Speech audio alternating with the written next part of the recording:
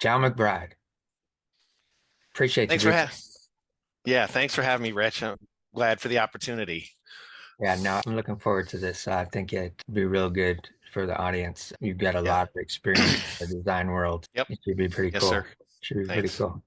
Let me go ahead and give you an introduction so the audience kind of gets a feel for who you are and what you've done. You started out in product design and development at the Franklin Mint, where you Hmm. developed collectible models and themed products. You went on to work at Mattel Incorporated doing product design and styling. You designed Matchbox rescue trucks, Tyco RC stunt vehicles, and high-impact water guns. You then went on to work at GMP Diecast, again as a Hmm. product designer and developer, specializing in diecast collectibles and auto-themed products. From there, you went on to be a senior designer at Crayola, where you developed innovative toys and creative tools. And you're currently the director of product design at Bestway Global Holdings. And you're also the principal designer for them.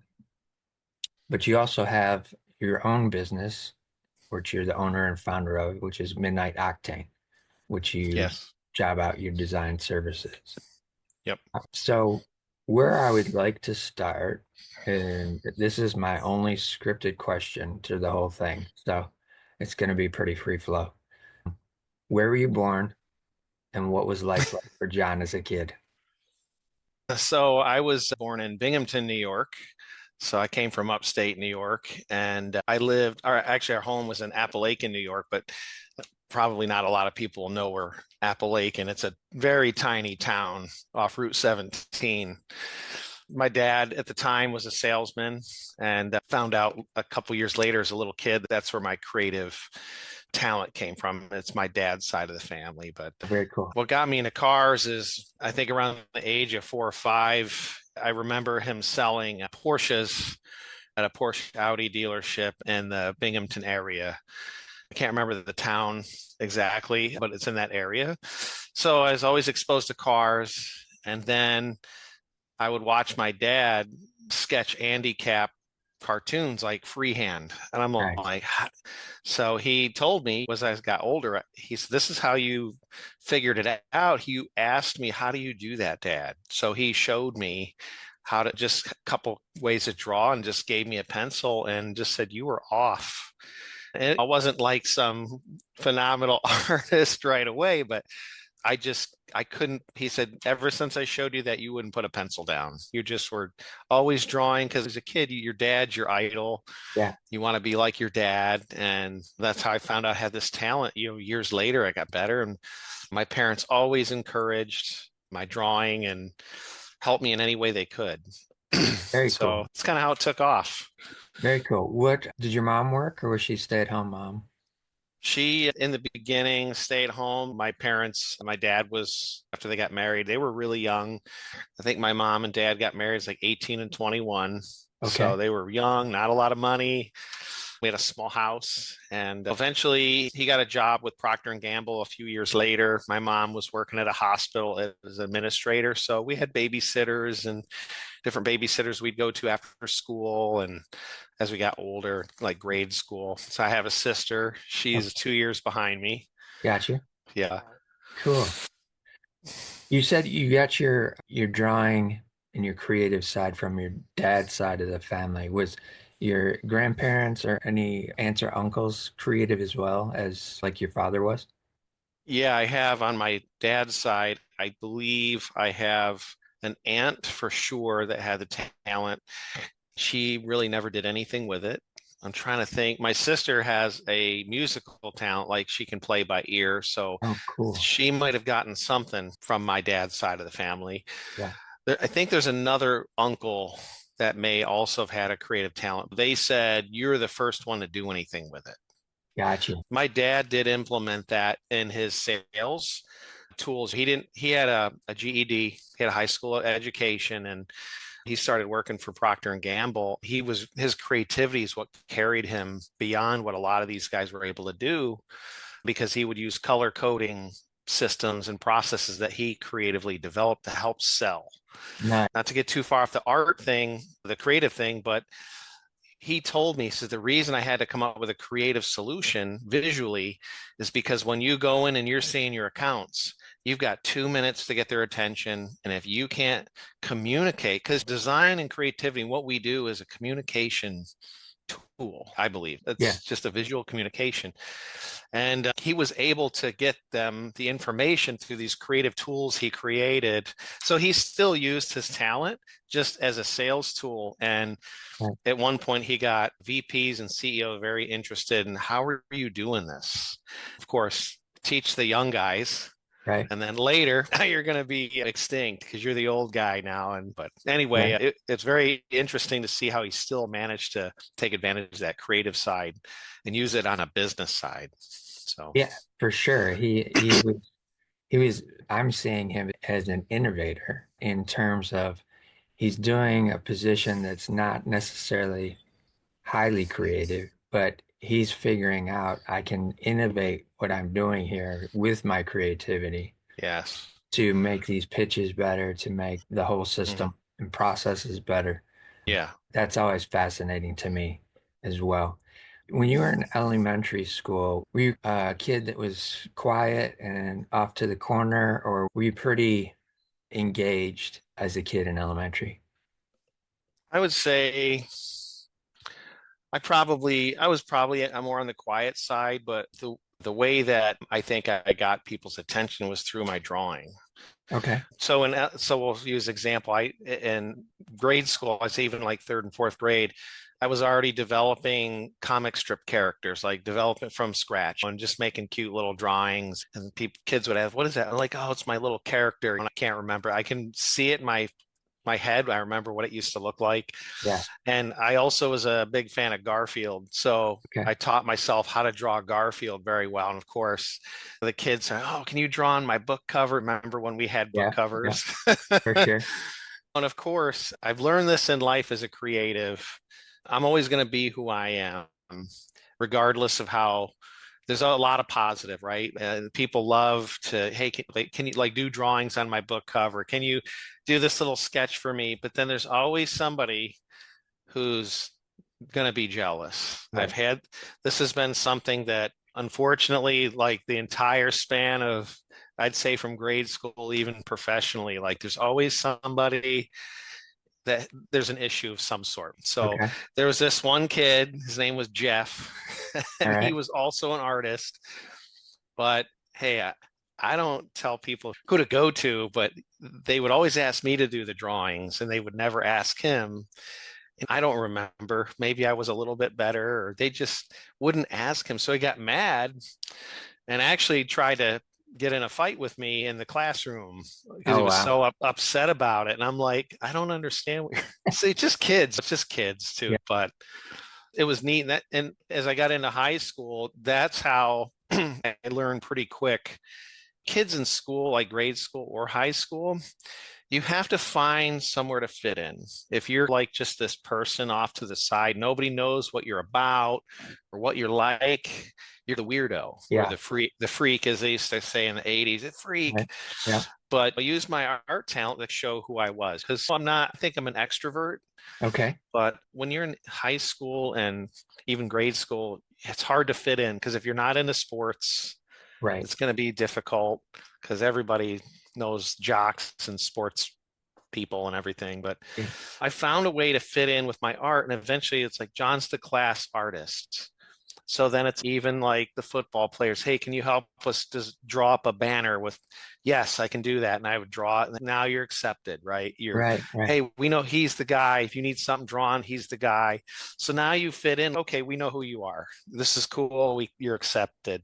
And it doesn't happen instantly. It takes time. And that's how I use my art to find a way to fit in, like to communicate what I'm about, what I can do. Yeah. And that's how I started learning how to find my way and where I wanted to go. So, For sure. You're navigating this societal structure of being in school as with your creativity as a way of being able to say, hey, this is what I can do. Yep. And then people see what you can do. And obviously, when they see what you can do and you're good, they want to gravitate to that, especially at that point in time in school. And I even remember this a little bit, is if you had enough skill set in terms of not everybody's able to do what you're doing, that in and of itself pulls them in because they realize, oh, you're doing this thing that I can't do, uh, Yeah. which is interesting. Also, too, the concept of the jealousy component, the kid who's doing similar things, but yet he's not getting the attention that you're getting because everybody's gravitating towards you, Yeah. which again, we understand that's a part of the industry anyways, that creatives are at certain points in time, they just have insecurities, Mhm. create that type of jealousy, or they see somebody excelling in this one field and they're trying to make it in this other field and it's not working. So there's always that, and always have that's always been there. Yeah. With being in school, whether it was elementary, was the instruction that you got, was that just from your dad, or did you have some classes in school as well? There wasn't I don't remember anything in middle school. Okay. When I got into high school, being the creative person, we use the creative side of our brain. Math was not my thing, especially when I got into algebra. I'm like, why do we have letters in Exactly. math? There's no reason for this.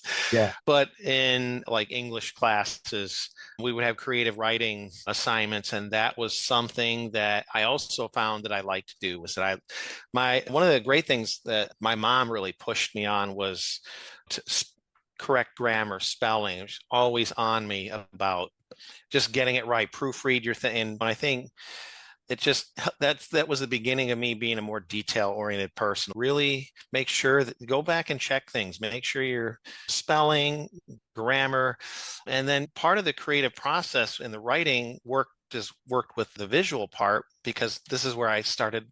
Hey, I want to start doing comic books. I've got to create characters. They got to say something. They got to be in an environment. You got to describe them. So it was something I was passionate about, which pushed me to develop those skills as far as creative writing goes. And in English class, I remember I had a pretty good teacher. And I think to this day, she kept, I don't know if she still has it now, but she kept two or three of my reports that I creatively wrote because I'm using these as an example because I'd illustrate a cover and then I'd Okay. write it. And I was like, wow. And it was something that kind of told me like, hey, there's something, you're good at something here too. And you can use this with your drawing skills.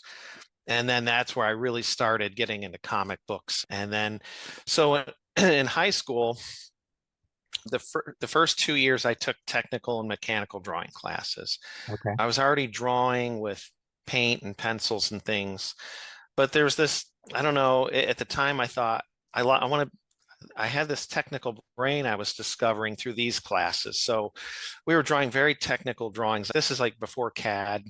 Okay. So you're doing isometric drawings at 60-degree angles, like perspective. You're doing gears and parts and things like that. And what I didn't know was that it's funny how you go down this path and how it helps steer you in your life towards your career direction. And you don't notice it until later. Wow, if I had never done that, Yeah.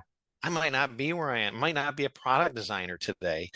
So it's like opening the box to, hey, you like technical things. Because as a kid, I was around cars. Yeah. I remember taking things apart. And I just was fascinated about what makes this work. And then, of course, I couldn't figure out how to put it back together.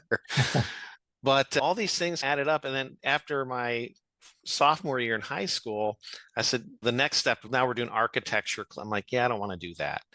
So for my freshman and senior year, I took like regular art classes. And Okay. that's where I got to meet other artists that do more of what I do. And I did a lot more painting and sketching and drawing and just different mediums. And I love mixed medium stuff. I like Cool. doing like acrylic paints and pen and ink and mixing things up a little bit and I still have artwork from high school like I kept. And Nice. it's cool to go back and look at this. What was I thinking? Got into this is where I got my mind was opened up to Japanese manga Okay. anime, and that actually started also getting, I got very excited because the detail in Japanese art, like comic books, is so good. And at the Right. time, we're talking 1989, 1990, Marvel and see, you compare that to Akira was my favorite manga, and you put them next to each other. Oh my gosh, the Japanese stuff is so much better, and Yeah. it Yeah. helped further my styling, the direction of my styling, and more detail. It's funny. I don't know how far we want to go past. If you have any more we want to discuss about high school times, I can get into how I got into college and Yeah. that Go ahead. direction, but I don't. Okay. Yep. So this was a tough thing for me. This is where we get into a tough area. You're done, you graduate high school, and my parents, they didn't know how to guide me after that. They're like, we Okay. don't know what kind of school to send you to. We don't know. And at the time, I'm like, yeah, I want to get into comic book art. After high school, I worked for another 2.5 years. I just worked and worked full time. I just couldn't figure out what I want to do. I'm in this weird limbo part of my life. I'm got a girlfriend. I'm working on my car. I'm like, I don't know what to do with my life. And it just really got to a point where I remember getting so frustrated. Parents divorced on my own. My mom's trying to figure out what she's going to do. My dad moved 2 hours away. Still, my both parents still very much in my life, but feeling pretty alone. And I don't know where I'm going. So I remember this being a real tough part of my life. And it's weird because just one day this flyer shows up. I don't know where it came from in the mail for the Art Institute of Pittsburgh. Okay. And I remember seeing a sculpture on it for a sci-fi head bust for Alien, and then there was car drawings and some different visual communication. What is this? And I'm like, I could drive there to go check out the school. It's 5 hours away, and I got in my car and I drove to the school. I called, made an appointment, and I went and checked it out. Met some of the instructors, and it was a 2-year school. And I'm like, I don't know what else to do when I don't have a lot of money. So we could try this. At least I saw a place I could go not too far away. I could actually do this. And when I came back, it was tough financially. My parents and I had to talk about how we're going to do this with the loans. And sorry about the noise. I got the window open here. No, I you're don't know if you fine. can hear. Okay. No, I can't. Anyway, long story short, I started going to school there. We had to take out loans. There was no scholarship for me. For 2 years, it was about $30,000 at the time. So it wasn't real cheap. Wow. Yeah, Yeah, that is for a expensive. 2 year school. And this would have been 94. Okay. So I remember getting in my friend's Subaru wagon with a mattress and a bag of clothes, and that's all I had, no car and $200 in my pocket. And I'm going to meet 3 new roommates I never met before, just talking on the phone and moving to this old house and Right. somewhere 5 hours away in Pittsburgh. And I get there, I'm excited. One of the roommates' parents showed up and saw where we were living because it wasn't a dump, but it wasn't great. We're kids, we can't afford a lot. Yeah. And the 2 parents took their kid out. You're not living here. And I'm like, yeah, it's a bunch of guys in a Yeah. apartment. Long story short, first day, I'm sorry, I skipped ahead a little bit here. 2 weeks before I started school there, they wanted me to come out for an orientation to meet some of the instructors I would have and to get a tour of the floors that I would be on. And this was another area where it took I went another direction in my life because I was focused on comic book art, visual communications direction. They took a shortcut through the shop where kids were in there hand making models of cars and products. And I'm like, what is this? There's Yeah. these futuristic cars, quarter scale models. And oh, that's the industrial design program. And I remember thinking, I'm like, okay, I'm already really good at developing comic books in my own. I'm well on my way. Yeah. So seeing this, I'm like, okay, they're designing and developing products people need. Like people need to buy these things. I can always do the comic book stuff on the side. This is 2 weeks before I'm starting school. Hey, can I change my major? You can do whatever you want. So literally 2 weeks before starting school, I changed it to industrial design, and I'm glad I did. I'm really glad I did that. Cool. Very cool. What, let's back up just a bit. Sure. Those 2 years after high school of just working, what type of work were you doing? What type of job? Yep. So my first job right before high school, I was I did a paper route. Okay. When I was old enough, I think it was 16, I started working at Wegmans. You ever heard of Wegmans Yep. grocery store? Yep. Yep, that was my second job. I actually worked for Wegmans. It's in total for 8 years. I started out pushing shopping carts. Okay. Yeah. Then just while in high school, I was pushing shopping carts and working maintenance. And it was one of those interesting things. So to go back to high school real quick, and then we'll get back to that 2 years. I wanted to play soccer Okay. as well. So they're like, my parents like, okay, you want to do your art, you want to play sports, and you want to have a car and pay for that and work. He's like, how are you going to do all this? You're going to have to get rid of one of these things. So I decided not to play soccer. All right. And it's something I got to live vicariously through my daughter. She Oh, played very cool. soccer. Good. So I worked at Wegmans, and then so those 2 years, I just worked full time at Wegmans. I think I was working in grocery and produce, just where because at that time I'd been working with them so long. The only thing I didn't do was cashier, so I just Okay. pretty much worked in different departments, and it was good. It was a good company, good money. It was a good place to Sure. work. And at that point too, is your mental state starting to get low in terms of not knowing what to do or Yeah. yeah, Yeah, okay. yeah. For me personally, I was raised with Christian values and Okay. faith, and I remember really relying on that and thinking, praying a lot about it. Just, I remember praying to God, "What you gave me this great talent. I don't know I don't know what to do with this. I Sure. don't help me." And it's just, so that's why it's interesting that one day this flyer just shows up, and I'm like, "Who knew to send this to me? Like, how Yeah. would you even know?" Oh, I don't know, life mysteries sometimes. Yeah, from that perspective, I understand that because I was raised in that same environment. I played soccer, basketball. I was a keeper most of my soccer Nice. career. But also too, looking at that scenario of you're asking for help, right, from Yeah. for God, and you're asking for some direction because you're feeling confined to Yeah. do, and obviously you're doing at Wegmans because they Yeah. help you out. So you Yeah. got to be Yeah. doing a Yeah. good job. And they're moving you everywhere except for just having you do cashier. Because I'm assuming they're looking at that side of your brain that's using the structure and organization, those types of Mhm. things, making sure that Yeah. stuff Yeah. stacked on the shelves, Yeah. produce is where it's supposed to be, all that.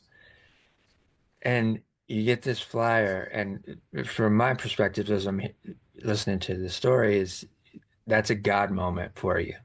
Yes. That's one of those little drops of an Mhm. opportunity that comes in. You had no clue how this even came to your Yeah. house, Yes. but it did. So that was a bit of a God moment. And with that, did it give you a bit of a relief feeling and a feeling of finally something that looks potential? Yeah. I think it was like hope because I knew Yeah, it's not guaranteed, right? sure. Now I have to go to my parents like, hey, I know this is going to cost money. I'm going to have to get loans. And at this time, still not making, my parents aren't making a lot of money, and making minimum wage in the Right. mid 90s was like what kids are making today. You're making 20 an hour. I wouldn't even know what to do with $20 an hour.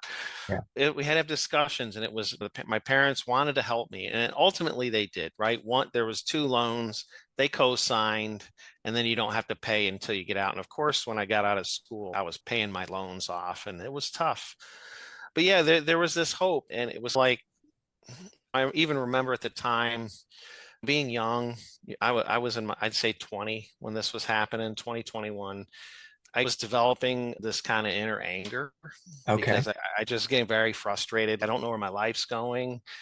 I have this gift and I don't know what to do with it. I have nobody to help guide me. And I just felt, and I don't blame my parents. It's just, they just don't know how to help me. And I never had a mentor at that age or anybody that could really give me guidance in it. So it really felt almost like a life preserver being thrown out because I was really struggling, I think, internally, just very frustrated. And then finally being able to do it and go, it was like, this is, to me, it wasn't a big school, but to me, it was like, I finally get to see what I'm made of, Yeah. like, and I remember going there with this attitude of This is my one shot. If I screw this up, I'm done. There is no other chance for me. So I maintained that attitude the entire time I was there. I'd see kids like goofing off. We'd have 24 kids in the first year in the class. And then you would see as time goes on, some of these kids didn't continue. They're just like, you're not serious Yeah. about being here. And I maintained an honors average the entire time. There was Oh, wow. partying or whatever. It was a 3.8, 4.0, maintaining that average. I hustled, Nice. I worked very hard. And some of these things I had learned in high school carried over the technical drawing, Sure. especially in industrial design when we were doing product. I don't want to get too far ahead, but some of these things helped me later as I got into my classes where kids were being exposed to this for the first time and like, I don't know how to do this, and I'm breezing through it. Yeah. So Yeah. With that anger that's building up and frustration, did you go to church regularly as well? it was like semi-regular, Am I I would right? Okay. say. And I remember it at a certain point because of maybe a little before this, I would say maybe like 18, 17, 18. There was a point where I think the divorce was having an effect on my sister and I Sure. both Yeah. in different ways. My sister was rebelling. Okay. My sister she's beautiful. She's smart, very smart hustler, meaning she works really hard. She was very popular, and I got the talent. Yeah. And Yeah. some of the guys would even ask me, how come you're not more popular like your sister? I'm like, we're just different people. But my thing and the way I took it, I remember them sitting down with us and talking to us about the divorce. And I took it as I had blame. Like I took some responsibility for this. What did I do wrong? Mm. I don't Okay. know. I don't know why it came that. I was very quiet. I Yeah. didn't say anything. My parents, you sure you don't have anything? Like, nope. Like I didn't know how to express myself. And I don't tell, this is something I'll share because I remember you sharing and being very open. And it's hard to do. But I do remember at one point, right before the whole college thing happened, I remember at one point I was sitting on the end of a bridge Oh, thinking wow. about things being over. Yeah. And I'm like, what's going on with my life? I don't know what I'm doing. My parents are divorced. My mom's depressed. My dad is trying to figure out what he's doing, and sister's off doing her thing. So it was a very alone kind of feeling. Yeah. And when you take on where you feel like this is my fault, part of this is my Right. fault, you just don't know. You're 19, 20 years old. I got all these hormones and emotions, and then Yeah. you got this, you don't know what you're doing with your life, and it's For tough. Kids, I think, in their 18, 21, man, it's a tough time for adjustment and because you're becoming an adult and Yeah. you're trying to figure out your way and your place. Yeah, very much, very much. And I appreciate you being open and sharing that because I think it'll speak to a lot of the audience as well. And the more that they can hear a little bit of that storyline, it allows them to not feel as alone. And I think that will allow the conversation to open up even more, Sure. which is what I'm trying to do with this new direction that I'm going in. But yeah, it's completely understandable that you would have those thoughts because literally your world is becoming unstabilized at that point, right? Hmm. The parents that were loving and caring and that were the foundation for most of your life are now deciding we're not going to be that, uh, Sure. we're not going to be cohesively that Hmm. any longer. We're Yeah. going to be there, but we're going to just have different places that we're going to be Yes. doing this. And I think for a lot of kids, those types of things become internalized just because y- you just think that's the only reason that they're breaking up is because maybe you've done something wrong. Like Yeah. it's a self-critical thing for any kid, but I would venture to say it's even more so for a creative who's more sensitive to everything anyways, who has these ability to create worlds, which you were doing with the comics, right? So in your Yeah. head, this Yeah. story is starting to create of I've got some part in this. Yeah. So yeah, I can appreciate that. And also too, with you being on the side of the bridge there, what is this? You've come to a conclusion at some point in that Yes. time. What is it going through your mind, and what kind of decision allowed you to come off of that bridge? I think I remember sitting there for a couple hours just thinking about everything. It wasn't like, hey, I'm trying. It's one of those things. I think back, I'm a compartmentalizer. Okay. And that's how I always was able to survive. And I think that's been a tool. I did get that from my father, where you pack it away, right? Yeah. But you can the compartments only have a certain size, and those Yeah. compartments start overflowing. And now what do I do? Yeah. And I think this was one of those times where, at that age, you don't have the wisdom and the experience to really think about what the hell you're doing.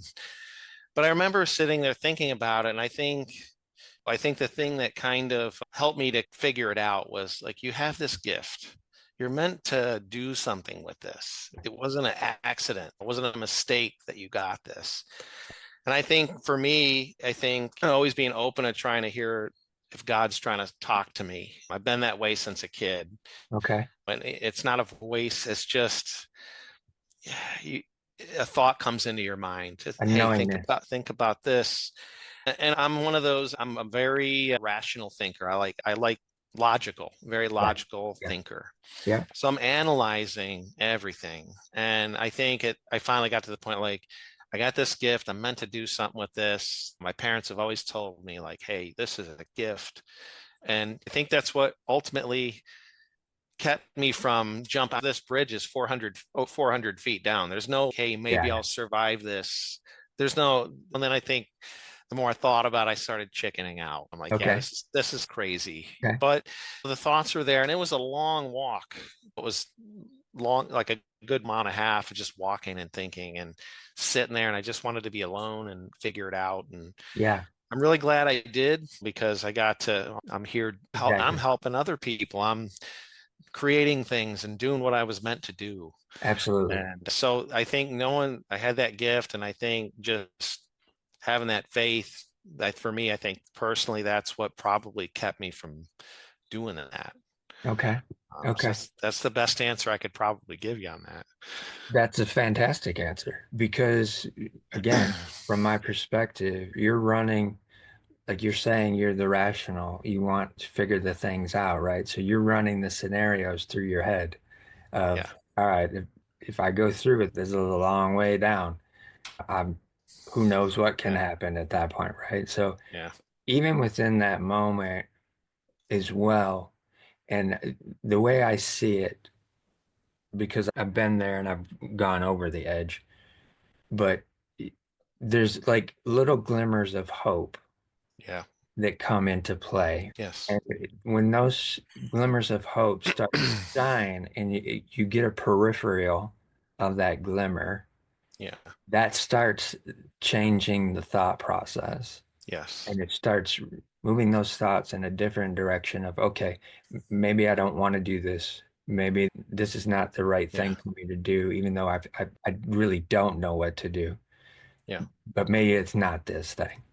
And with you having the faith in God and listening for God and being curious enough to listen for God to speak to you in a way, whatever it is, whether it's just a knowingness or a visual sign, or some people actually hear a voice that comes through for them. That's something that's very profound in that there's many people across the creative landscape that are removed from faith and they're removed from a faith, which Mhm. you having that growing up, that was instilled in you to be able to lean on that and to look towards that. So again, thank you for sharing that for the Sure. audience and to me as well. I appreciate you opening up that way. And I'm glad you're here Yeah. because we're Thanks. right. Me too. We're both here having this Yeah. conversation. Yeah. So the decisions that we made at those points in time Yeah. led us to this place. With getting into the school and you're a freshman and now you're with these other two guys, and then the one guy's parents are like, wait, no, you're not standing here. What is it like in terms of the environmental scenarios? Was there any added pressure on top of doing the schoolwork, or was it just I'm in a new world, loosey-goosey, enjoying this? Yeah, I think the pressure was making sure I could make the rent every Okay. month, and we weren't eating great. It was just like, so I got there and I got my first job. I was working at mailboxes, etc. I started, okay, I could walk. I didn't have a car, no bike. So I started working there part-time, and then I had a bus pass. I would take the bus. Didn't have a lot of friends with cars. But as the first couple of semesters moved on, I'm realizing like I'm not making enough money. So I picked up a second job. Now I'm working this as well as working night crew. So after I get done with school at 4 or 5 o'clock at the end of the day, now I'm working until midnight at a Revco pharmacy in Okay. downtown Pittsburgh. Yeah. And I'm blocking shelves and straightening and bringing in the new boxes and the pallets and setting them up. And so you do that at night. So when they open up the next day, things are stocked. If I work during the day, sometimes they'd even stick me on security. That was interesting. Right. People trying to literally pick up watch cases and walk out with them. I'm like, hey man, you can't take that. Oh, sorry. And they put it down. I'm just trying to go to school here, man. Nobody shoots me. Yeah, exactly. I grew up at Corning, New York, is a small town, and then to go to Pittsburgh, which was a designer and an artist, creative. I loved I didn't want to live in the city, but I liked the idea that the positive was there's so much going on. There's Yeah. so much stimulus happening. And I loved it. I love that part of it. And you get used to it, right? You just find your way to fit in. But yeah, so working two jobs, trying to do your projects. Some days you're like, I have to spend all this money on markers that cost $3 or $4 a piece for a project, or do I eat lunch? I got to get the project done. So we're not having lunch today. And that happened quite often. Got through school, another designer and I were always trying to figure out when you get a little Debbie snack cake for 25 cents, what had the most amount of cake Yeah. to it for the quarter. Yeah. Hot dogs from 7-Eleven or whatever. We weren't eating great, but Yeah. it was like if that I think that was a struggle. And at one point I couldn't work both jobs and still go to school. So I let go of the mailboxes, et cetera, job and just focused on working the grocery, the stock boy stuff. Okay. Yeah. That's interesting because that's the thing that you're already most familiar with from working at Wegmans, right? Yeah. So you're rationalizing, all right, mailboxes, Yeah. boring. I And I was understand. work yeah. At mailboxes, et cetera. They were nice ladies, but I'm working with these two older women. And man, they just gave me a hard time. They were nice, but it's all the register is not my thing. And you make Right. a little mistake and give me some guy stuff to do. Just lifting things. Something easy. I got to focus on school. I don't need to be this like cash register person doing all this mail stuff. They were just very picky and two old ladies. Yeah. Yeah. It wasn't working. It wasn't a good chemistry. Right. So I quit that. Right Yeah. on. So with doing the Revco and realizing, okay, we're college is a scenario where unless you've got full funding from everywhere, you're having to do it on your own, and you're working and trying to go to school, which with the grades that you said is amazing to begin with, that you were able to keep those grades at that level. And as a design school, did you have to take any kind of like basic math, English, social studies, any of those types, or was it strictly more focused on design? It, it was strictly focused on art and design. Okay. And later on, we can get into that later, but it's a little bit difficult because when you don't have some of these art history type classes and marketing and some of these, you've got to figure out a way to pick it up later as you start becoming a professional, which I did. We can get into more of that. It starts reminding me of my dad and how I found creative ways to pick up these learnings. But yeah, it was focused on art and design, which was great. And I had professors or instructors that worked for Mazda and Chrysler. And so Okay. they weren't just, hey, we have a talent, we can show you some. These guys were professionals, and there were a couple instructors that really went out of their way to help me because they noticed how hard I was pushing and the level of talent that I was bringing, Yeah. especially when I got into the car design classes. And I'm still friends with that instructor to this day. We stayed good, not too close, but we're good friends. And man, that guy taught me a lot. It was amazing. And he went way out of his way. And he pushed me to do things that had never been done in the school before, Really? which was pretty interesting. Yeah. So when I did the advanced automotive design, the second rounds, the way you would do it is you would take the two-dimensional part where you would design the car. Yeah. You would do concepts, you would work over a package drawing, which is a top view, side view, front view of a 10%, a 90th percentile guy, an engine, wheels, and you would design the bodies. Okay. And then when you were done with that, those 11 weeks, you went to automotive design where the next class was you build it, like you hand sculpted the model based off your designs from the previous class. Yeah. So when I went to the advanced automotive design and I was taking his design course doing the 2D again, he said, I want you to do something that's never been done here before. And I'm like, what's that? He goes, I want you to do a 1-to-1 rendered side view of the car. And so he went ahead and got the extra supplies because he knew I didn't have any money for that. And we had to Okay. get paper large enough. And he stayed with me till midnight to make sure I could do it and get it done, and airbrushed a 1-to-1 scale rendering of my design. It was all, so we gridded it out in 12th scale and Okay. then blew it up with, and we used chart pack tape. Oh, I think wow. we were talking about chart pack tape. Everything was chart pack tape and then airbrushed and filled in. And I've got a picture of it somewhere of me standing with it, and he still has it. I think he rolled it up, and his Oh, idea wow. was like, I'm going to start showing if you really push, we can do these kinds of drawings. This is what they do in the industry. But I'm That's, so glad he pushed me to do it. yeah, that again, it's so interesting because I'm seeing the different things that you're doing, and it's still going back to high school era Yeah. connectivity. You Yeah. had the art teacher in high school who was, looking out for you, seeing your Hmm. talent, that kind of thing. You've got Wegmans that you're working at. Now you're in college, move over to Revco, and you get another Yeah. teacher Yeah. that is looking at what you're doing, recognizing your ability and skill sets, and wanting to amplify that and help flourish that for you. Yeah. Those things are very pivotal within a creative's storyline that I like to find and pick out and draw the lines Yeah. to it. In doing that, at that point, and obviously you're doing something that nobody's ever done before, did he continue to push you in that direction? Or was it like a one off? I want you to try this. If you accomplish it, cool. We did something different. Yeah. So this was him pushing me.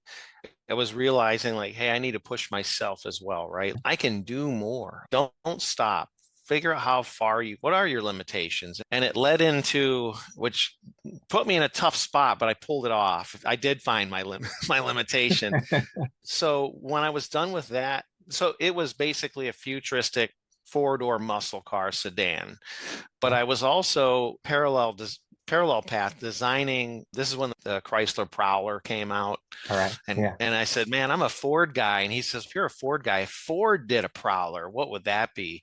So I ended up designing two cars for the Okay. class where the requirement was to design one. And One. I actually developed my own package drawing. So I had to get the specs on the engine.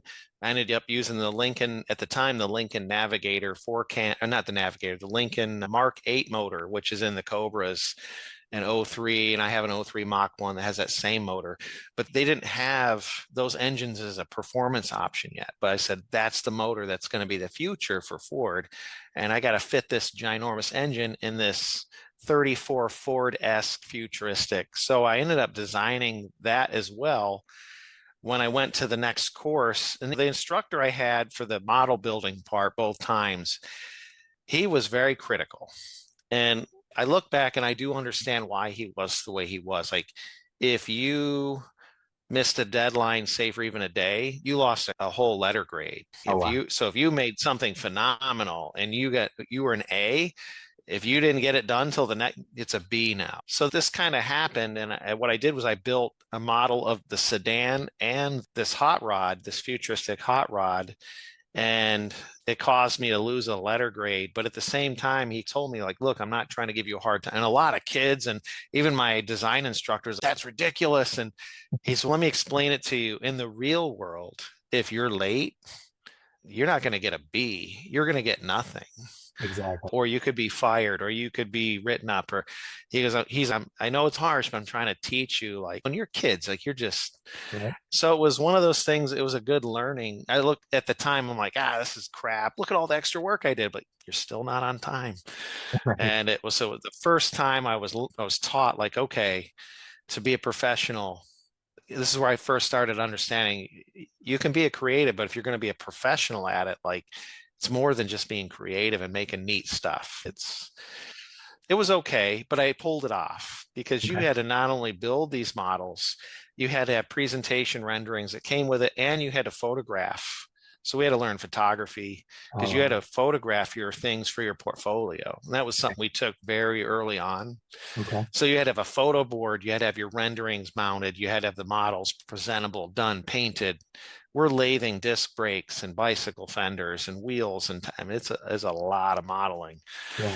But I did pull it off. But that's when I learned, okay, there's limitations. Even if you're really talented, a human being can only do so much. Yeah. Yeah, definitely. So Yeah. you're getting to the end of the 2-year stint. Are you thinking I need to go on to finish another 2 years at some other place, or was that going to be enough for you at that Yeah. point? So at the time, I knew, like, I want to be a car designer. That's really what I want to do.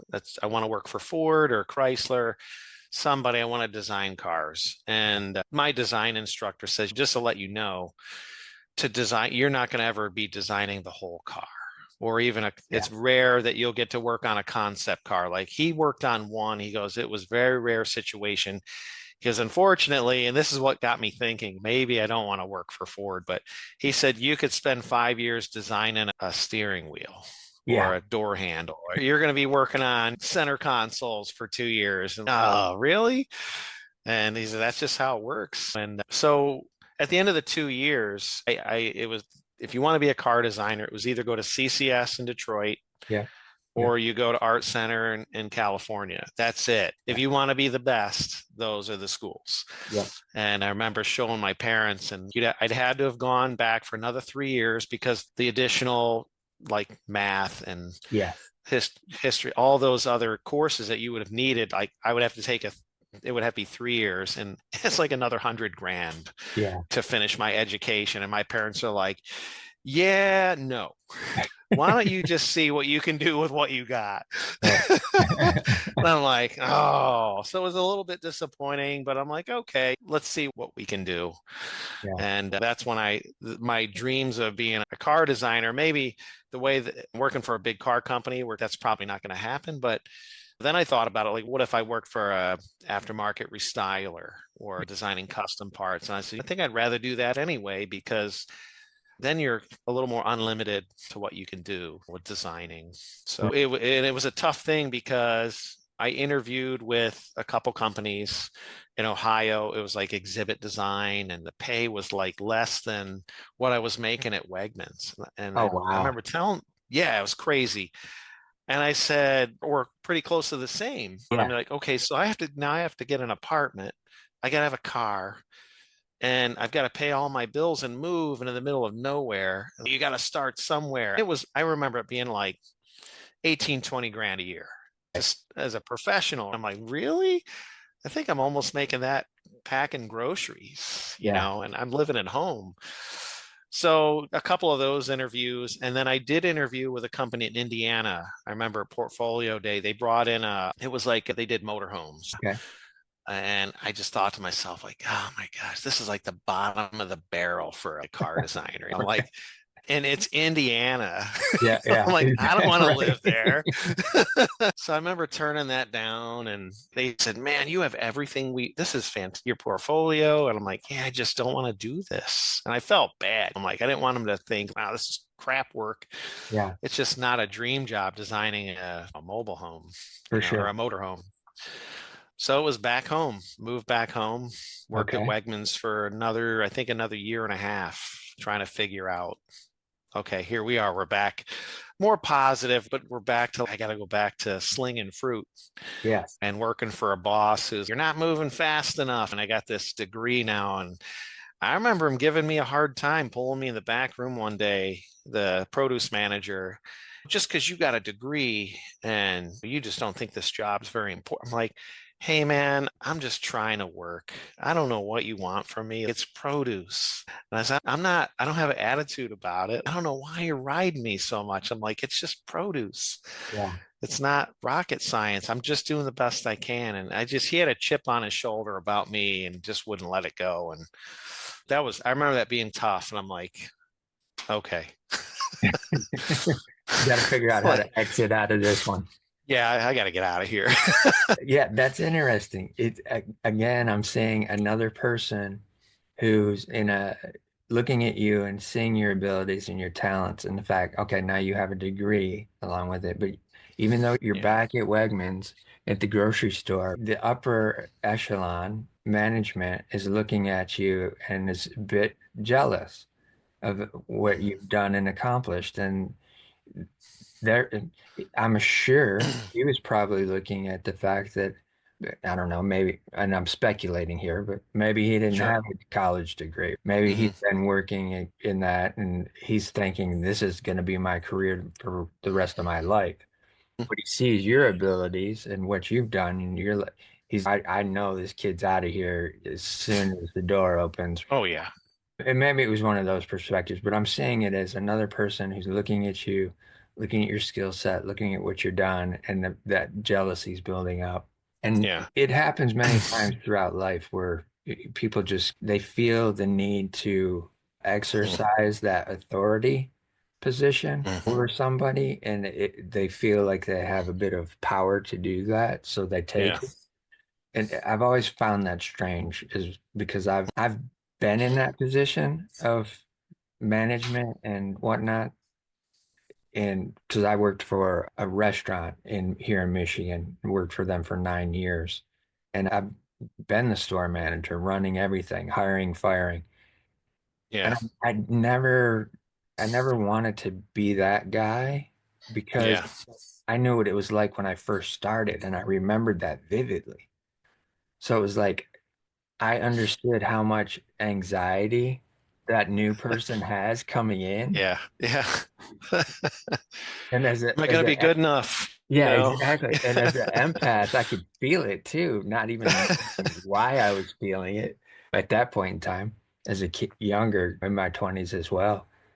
Yeah. But yeah, those are interesting scenarios we have to face and deal with across, our careers. I wanted it real quick. I meant to mention this earlier. Okay. So within Wegmans, something that, again, there were also people that saw this talent that I had. Yeah. So during high school, when I was working at the Wegmans in Corning, New York, they would have chalkboards in different departments with Yeah. things on it. And they said, hey, do you think you could draw some of your artwork on these chalkboards to help spice up the departments? And sure, I don't know, what are you looking for? We just put prices on things, or the things that you can do to make it more exciting. And I said, yeah, do you want to try a department out and see what we can do? So they said, yeah. So I think I remember, and I was still pushing shopping carts and whatever. Okay. And man, you know how cold it gets outside. You're Yeah. outside for 7 hours and it's 5 degrees. It sucks. Yeah. So doing, I think it got to a point where 2 days a week, that's all I did was inside. I had my coffee and they'd stack the chalkboards up and all the departments would say, hey, here's what I need for R10. And I'm telling you, I think I remember there being 30, 40 chalkboards. I Oh, had to wow. populate these things in 2 days with everything with prices and some kind of cartoon or a theme. And to give you an example, when I started out small and then everybody wanted, oh, I want John doing mine. And like one of them I remember that was pretty cool, iceberg lettuce. And I put the price, and off to the side, there was like a little glacier or like a little thing floating with a penguin on it with his thumbs up, Yeah. iceberg lettuce. And he's on a little iceberg, and he Yeah. cartooned it out because I did the comic book stuff and Right. people loved it. And I said, the only thing it would be nice if you could help me get somebody to clean them before I get them so I don't have to clean them. Yeah. But it got to the point where the boards were getting bigger and they wanted more elaborate. And so I had done that for years. And when I came back from college, I actually moved in with my dad in Syracuse. And since I had all this time working for Wegmans and everybody knew about the chalkboards I was doing, I think even at one point they had me go to another store. Like, can you drive up here for 2 days and work on theirs? We'll pay the gas Oh, because we wow. have somebody coming in. It's a brand new store. We want it to look great. And okay, like it's getting a little bit crazy, but I'm not Yeah. pushing shopping carts. And Exactly. they actually gave me a fifth. It doesn't sound like much, but then it was like 50 cents an hour raise. Was like, oh wow. For sure. So I think that's another thing that happened where I worked that produce department after college. I was still doing chalkboards, and I did them Okay. for him too. And Yeah. He still but wanted they, to ride you. yeah, yeah, pretty That's much. cool. That's another added element to your story that's fascinating because again, it's like that kid in elementary school where everybody was flocking to you to like Yeah, draw my notebook, do this for me, create yeah, this. You can yeah, do all these things. yeah. Do Just this older for me. kids. Yeah, yeah, exactly. Exactly. All right, you're moving into this space where as I'm sensing, you're getting a bit frustrated with this guy riding you. And Hmm. what is your mindset like at that point? And are you asking for signs or are you looking for signs to get out of that into a completely creative field? Yeah, yeah. So the great thing was the school had people that would send you leads. So Okay. that was coming. I was getting leads, and they were pretty. There was one woman while I was there. I would meet with her once a week, and she said, "Is there something else with you like cars? Is there something else you would want to do?" And I said, "If it wasn't real cars, I don't know, those Hot Wheels or Mattel hire Yeah. designers, like that would be very cool." And nothing really was coming up. And then I moved back home, and she would still call and stay in touch. Hey, here's some more leads if you want to call and check into it. But nothing that was like, yeah, I'm not feeling it. But it got to the point where a year had passed now, and my dad let me know, hey, they're giving me a buyout package from Procter and Gamble, and your stepmom and I are selling everything, and we're moving to Florida. Not sure what you're going to do. Yeah, I'm like, here we go again. Exactly. Left alone, Yeah. figure it out. Good luck, figure it. That was something my parents would always tell me too when it got tough in school. You'll figure it out. I'm like, I'm not going to make rent. Like, I don't, and somehow it would come together. But yeah, so I ended up moving in with some friends for 6 months. And then a job lead came for the Franklin Mint. Okay. And she said, it's not Hot Wheels, but the two guys that work there that run it, the manager and the director, one went to CCS for automotive design and the other went to Art Center for automotive design. And they're great guys. And they're looking for somebody to come and work on the die-cast model car products. Okay. And I go, oh, do I get to design anything you're replicating? And they did a lot of that. And so I was like, oh, I was a little bit like, I'm not sure. But I said the pay was at least 25,000, right, to start. And Okay. I'm like, Yeah. okay, it's a 3.5 hour drive away. It's not like I'm moving to Indiana. It's Pennsylvania, a little bit warmer than Syracuse, New York. It's south. Yes, exactly. One state So over, but it's south. yeah, yeah. But I took the interview. I did take the interview, and I met with my manager first. And he was a little bit more reserved, a little more introvert, but a nice guy, Right. very serious. And we talked a little bit, and he's looking at the portfolio, and I'm very nervous, right? And I'm like, God, I think this is a pretty good job. This guy's a designer. He said there's some opportunity for designing products like male products like pocket knives and watches. We do Harley themed things, licensed. So you'll get to style that kind of stuff. And again, I'm focused like I want to be a hot rod designer, but you got to be open-minded. That what really got me is when I had my interview with the director. And I'm still very good with him. His name's Rafi Manassian, and we're still texting each other today. And he was I remember him being a very big influence in my career in a lot of ways. He was at the time, he was like that young professional, slick back hair California guy, and just great attitude all the time, just very creative and knew how to positively motivate.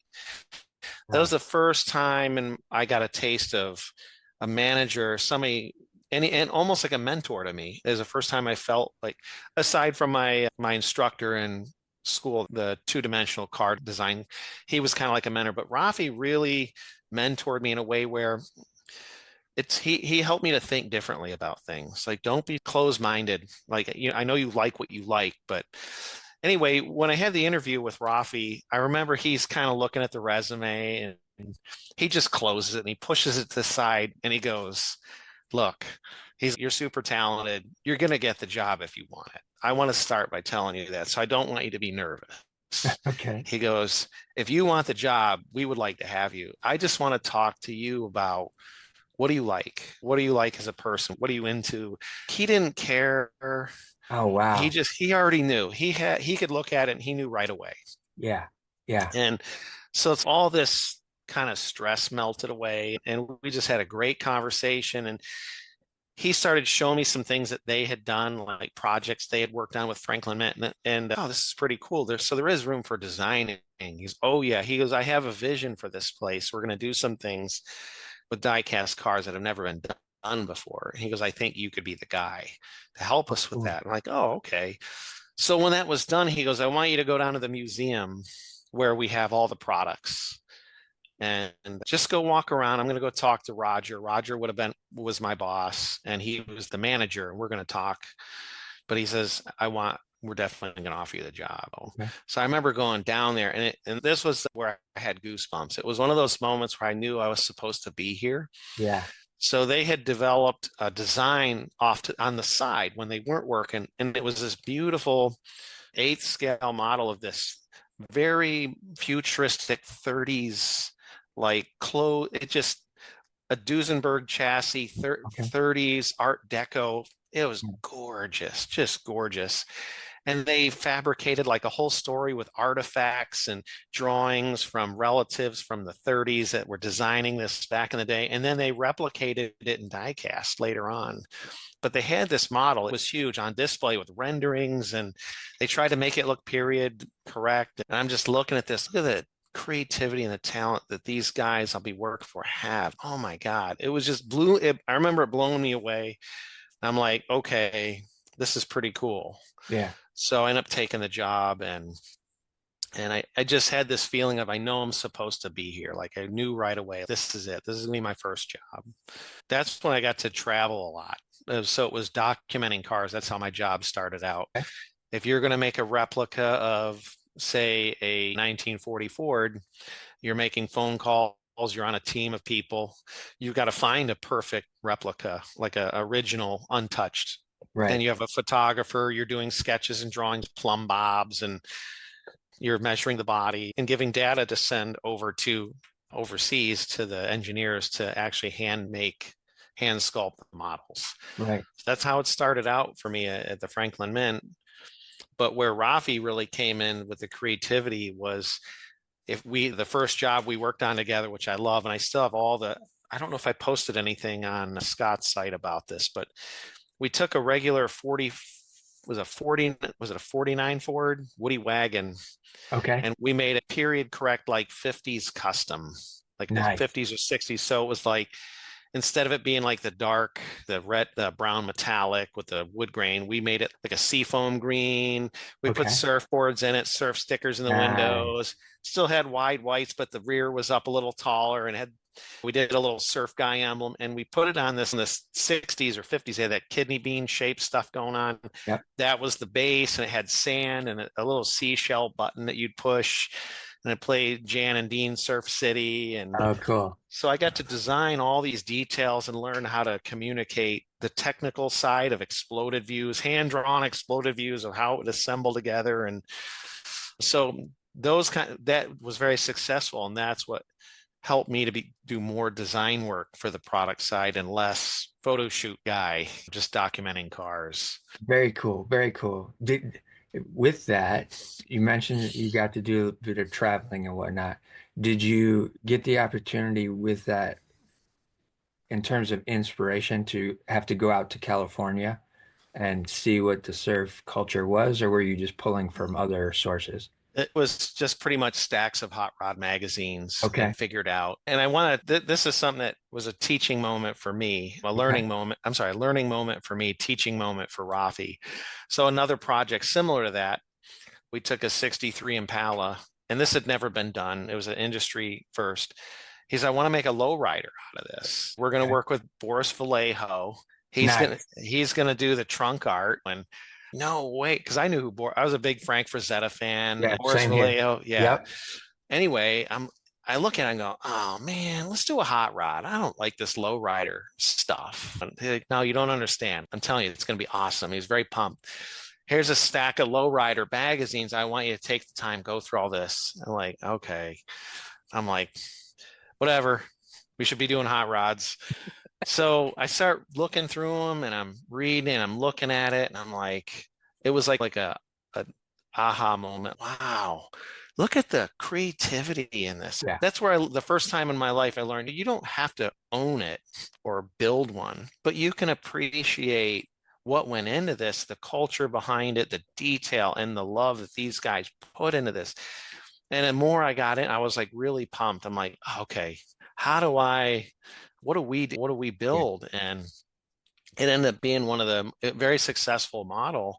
And from that, companies like, there was a couple of companies started making smaller 64 scale lowriders. Lowrider diecast started coming out after that. Yeah. And I remember he told me, Boris Vallejo saw my renderings. I did all the pinstriping and the triple tone colors and the gold. And he saw my rendering. He goes, oh, he draws cars very good, or whatever his accent was. And so it's neat. Holy cow, Boris Vallejo saw my stuff. And he did the trunk art, and we did this beautiful woman with a dragon. And I Nice. remember showing it to General Motors, licensing yeah, we're not putting women on. And she wasn't nude, but it was skimpy. Sure. They're Yeah, like, it was his style. Yeah. yeah, we're not putting that on our product. So we had to tone it back a little bit, and we got it to work. It was a very cool project. But that was, for me, that's where I learned, like, hey, you may not like a certain genre of something or a certain culture. It may not be your like jam, but what can you learn from this and start taking these learnings and apply it to the things that you like, Exactly. which helps you adapt it and come up with something very unique, maybe innovative or different that no one's ever tried before. And again, these things happen in life, these little moments where you're like, I know where I learned to change how I thought about things. Yes. Very specific moments I'll never forget.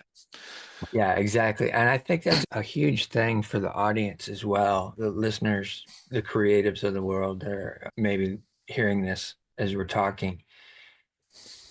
The ability to not have tunnel vision, Yeah. to allow yourself to experience other forms of creativity or other forms of art within a genre can create inspiration that is literally changing the direction of a historical period of Yeah. development. Yep. And so I want all creatives that are listening to this to have that in mind, that don't be so focused on what you want to do specifically Yeah. to Yep. where you shut yourself off from the Mhm. potential opportunity that's Mhm. out there in other Yeah. areas as well. Yep. Which it's fantastic. And then you get a compliment from Boris. Yeah. Come on, Very cool. right? Yeah. Yeah. And when you're young, you need that. And hopefully in your youth, it's one of those things where it's an opportunity for you to learn and grow. Yeah. And if you don't learn and grow, you become very stagnant or you'll plateau out. You got to, as I've learned through my career, you got to keep reinventing yourself. You've got to keep learning. I'm going to be 54 in June, and they've been introducing AI tools as not a replacement in the company, but if we don't learn these things and at least take advantage of them in some aspect of our job, we're going to get left behind. Yeah. And the thing that's interesting here that my director noticed, he goes, you're the one that's the most positive and willing to learn these and the younger designers, we're afraid this is going to replace us. I'm like, no. I was like, yeah, I'd prefer to keep doing things the way I'm doing them, but if I don't change and adapt a little bit, at least from a conceptual Yeah. standpoint, it's about speed in our industry. Yeah. It's like it's not replacing you, but I don't want to get into a whole AI thing, because if my preferred method, I'm actually going back old school and starting to sketch more. Yeah. But the learning is that keep learning things, learning tools. This is like a supercharger in the industry for what we have to do here, but it doesn't mean you have to. This is the replacement for what you do, because I Exactly. really am an advocate for there's no way you can replace the creative mind of a human being. It's impossible. I think you can emulate certain things, but Yep. you'll never replace that creativity. It's impossible. No, exactly. And again, too, that's my perspective with AI as well. Just what I've seen it do and what it's pulling from. And the way I'm trying to look at it from a perspective of trying to give encouragement is the fact that, look, this is a machine and it runs off of data. So Mhm. unless you're putting data into it, it's not going to run. But Yeah. the thing that I would ask people to look at is if you want it to run from a standpoint of ethically working, ethically assisting, you've got to put that right Yeah. information into it so that it responds Yes. that way. And that's how it's designed, honestly. That's how Yeah, it's made to work. Yeah. yeah, very But cool. So yeah. you're working at the Mint, doing these cool things, making this phenomenal thing. You get a compliment from Boris. Is your mind thinking, okay, I'm gonna stay here. This is gonna be where I want to be lifelong, or are you starting to look at other potential opportunities? Yeah, I think so. I was with the Franklin Mint for 3.5 years. And I started noticing, so Rafi had left, and the company was owned by two very rich people. The Resnicks, if you're in California and you understand who owns the land out there, I think they're involved in the water somehow. Okay. The way things are working with water out in California, Oh, wow. they've actually popped up in the news a little bit, like connections to this. But Okay. the Franklin Mint was a play toy for them. And yeah, you learn pretty quick. Rafi would always advocate to make the product correct. But then they let him go because he stood up to her and tried to defend the product to make it right. And she didn't like that. And so he was gone not too long after. But he said, that's okay. I'm looking into other things. But I started seeing kind of the writing on the wall. And then they actually had a pretty big layoff, and it made front page news in the paper. They laid off 300 people. Oh, wow. And out of, I think there was about 1,500 people there. So Okay. that's huge. Yeah. And a lot of the creatives were like, oh, they had a lot of super talented people that like artisans, like there's a couple guys I remember that worked on the pocket knives, like everything hand drawn. There was Yeah. computer something, but whole sculptors and Right. just illustrators. Just the talent was like unbelievable, Yeah. just incredible. But they let go of most of those people, and I was in that layoff as well. Okay. We got a severance package and whatnot, and I think I was already in my mind like, yeah, I want to move on to something else, and so got the severance package, and then I think it was maybe a month out. I had done some freelance work. I'm trying to think who had told me, hey, they're looking for freelance. It might have been somebody through the Franklin Mint that said, hey, they're looking for somebody to do some toy drawings. That the Mattel is out in New Jersey. Okay. So they had me come in and, hey, we want to do this new rescue line of vehicles and trucks. Can you draw? I'm like, I showed them my car stuff, and they're like looking at each other. Holy crap. Okay, you're the guy. So they gave me Nice. some crazy project to come up with these rescue vehicles that have working features and lights and different things. And said, what can you do in 2 days? I'm like, oh my God. So I did a bunch of concepts, drove back, brought them in. And I said, one of the things that's lacking in the toys is this detail, hyper detail, I was calling it. So things like flares and bolt details and textures, even on the bottom, draw chassis details and things. And they were blown away. And I think it was like 20 minutes in sharing the concepts, and they just stopped and said, "Do you want to work here? Do you Oh, want a wow. job?" Yeah, I would love a job here.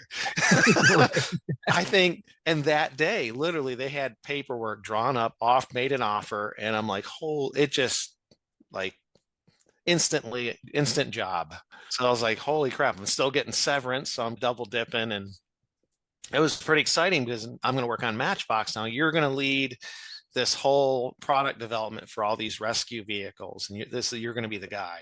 Okay. So the pay was better. Then I was like, okay, it's a bit better. Yeah. Benefits were better, but it was exciting because finally I'm designing vehicles. It's Right. rescue vehicles, but I'm going to make them exciting. I'm going to make this stuff really cool, not just standard looking boxy plain trucks. I pushed the envelope on it, but it didn't take long because 6 months in, the Tyco RC, the director over there said, yeah, you're coming to work with us. So I got pulled. They stole me from that team, and the nicest people, and they were really bummed. But I had developed the line, it was doing great, and they could pass it to another designer. And they coined the phrase Matchbox ness, Okay. meaning there was a styling language that I had developed for the product line that they carried on all that Matchbox stuff. Nice. And funny enough, my design instructor from the Art Institute that I became very close with, Yeah. he got a job there, and I was working with him, and he was designing all the 1/64th scale Oh, wow. stuff. So we got to work together for a while, which was pretty cool. Very cool. Yeah. That is very cool. All right. So you're into this second job. You're doing the thing that you've been wanting to do for a while. Yeah. What is John's social life looking like outside of the design studio? When I moved into the apartment that I was living in at that time, I'm still very close friends. One of my best friends, he lived in one of the other buildings across the street. We were both car guys, always Okay. working on our cars. I had a 5 liter Mustang coupe that yeah, it's probably not, I wouldn't say this is a good example for people, but I was going into Philly street racing this car, not for money, just there'd be 300 people down there. I'm not even Right. kidding. Just it was a big scene. I think there was an excitement about it, but I was really into my Mustang. I'm dating somebody, then that doesn't last, then date another person. But I was really focused on my career. Okay. And my friend Jesse, we just worked on cars together. And then ever since then, we've been very close. We even tried to start doing our own business on the side, like putting cars together and designing parts and different things. It didn't really take off, but we had a lot of fun just working on our cars together. And super close friend. We're still very tight to this day, still stay in touch. He's in Philly. Cool. So I've been to the car scene when I'm All right. not working, and still trying to figure out. I think I'm at that point in my life, though, where I'm getting old enough where I'm like, I want to start a family. I want Okay. to start finding the right person because I'm doing all these great things, and my career is finally taking off, making pretty okay money, and we want to start sharing this with somebody. I want to find that person, and it's tough. The problem is now at this point, I'm trying to think what age I'm at. You're in your late 20s. Yeah. You Yeah. can't really go to the club because these are like 21, 22-year-old. Right. It's getting a little creepy. I don't think I fit in here. I'm not an old guy, but these are kids. Yeah. I'm like in my 27, Yeah. 26, 27, 28. Yeah. So it's a weird, like, where do you go? So Right. you just meet people you work with. I dated another designer at the Franklin Mint for a few months. She was in the doll department. Okay. It was the only time I ever dated a creative. And we had a lot of fun, very similar things we would like to do. Nice. But ultimately, I did meet my wife while at Mattel. I met my Okay. wife and we started dating. And that I think I knew second date, I knew right away this was going to be my wife. All right. Knew right away. And it's funny, there's that part of me just trying to find your way. This is this tough journey of being this young designer. You got a little bit of emotions going on. You've been fighting your way through things for so long. And one of the things that's tough too, being a creative, I'm sure you've experienced this in that journey. There are people that want to kind of take advantage of this talent that you have. And Yes. like you won't necessarily get paid really what you should be getting paid, or we'll take care of you later. But it's just Right. people like what you have. They want you to do it, but they don't want to necessarily pay for it. Or it's hard to describe. It's just, you just know I should probably get more for this. Or Yeah. so anyway, and even in dating, it just, we all go through different experience with dating, but I wasn't finding the right one. It's always a control thing. When we're married, you're not doing this anymore. You're not doing, yeah, you're not it. Right. Exactly. I'm just not going to change who I am. This is me. And that'd be the best advice I could give for anybody. Find somebody to let you be you unapologetically. Just be yourself. And that definitely was my wife that I ended up marrying. And you just sense it. Like, Yeah. I'll tell you real quick. It's a quick story. And she's, don't tell this story. No, go ahead. The second day, so we went on a date with my buddy Jesse. We double dated, went to a movie. We saw, what's that? Vanilla Sky? Was that? Yeah. Horrible. Exactly. Horrible movie. Yes. Horrible.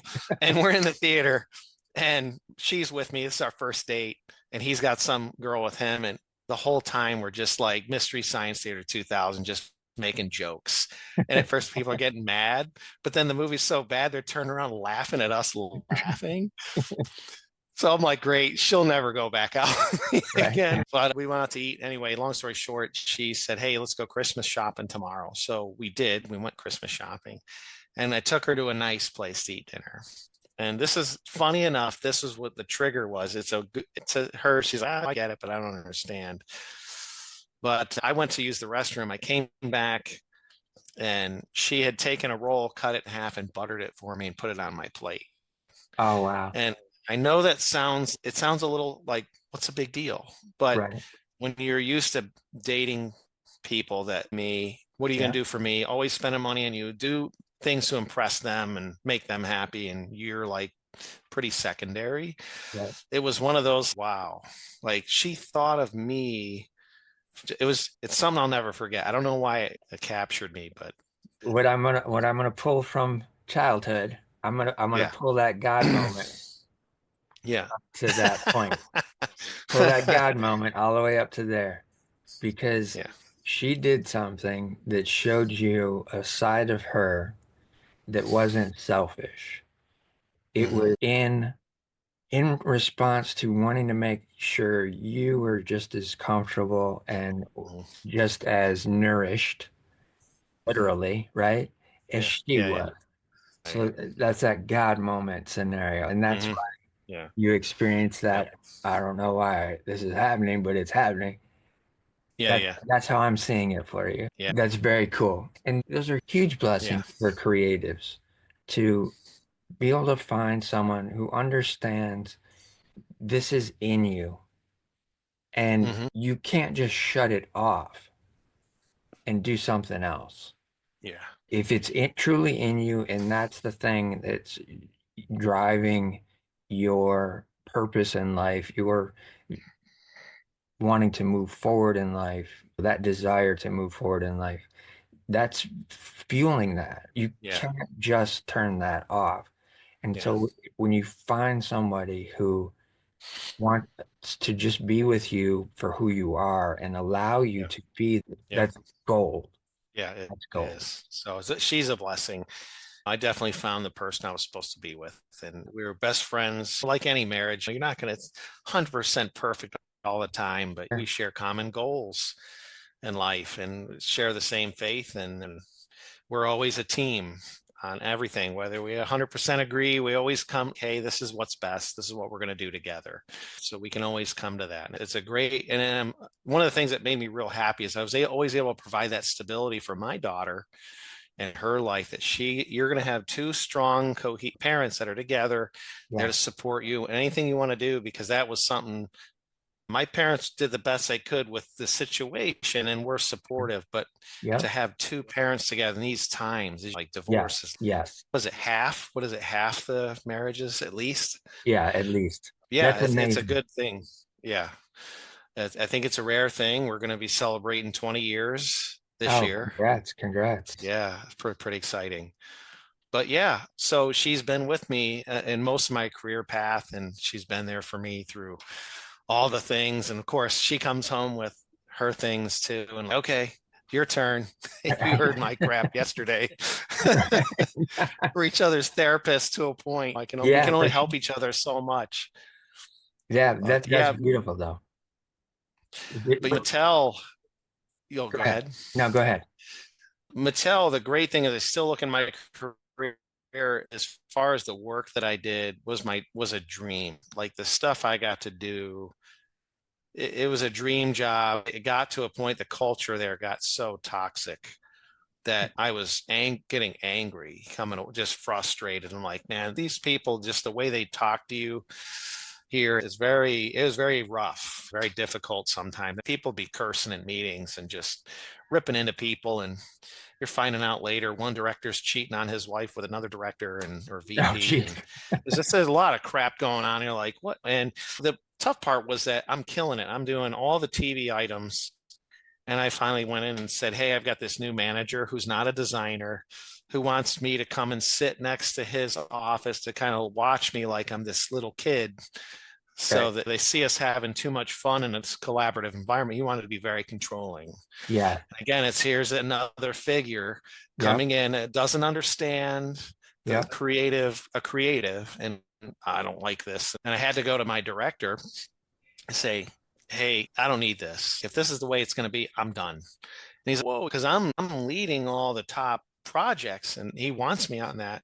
Yeah. So we got around that. But I said also, I've been here 3 years and I've been all these successes. I haven't gotten a raise. I want to be senior designer. And then Yeah. You have to you push get the back. whole push. Yeah. And they just kind of water it down. You need to do more of this. And I'm like, okay.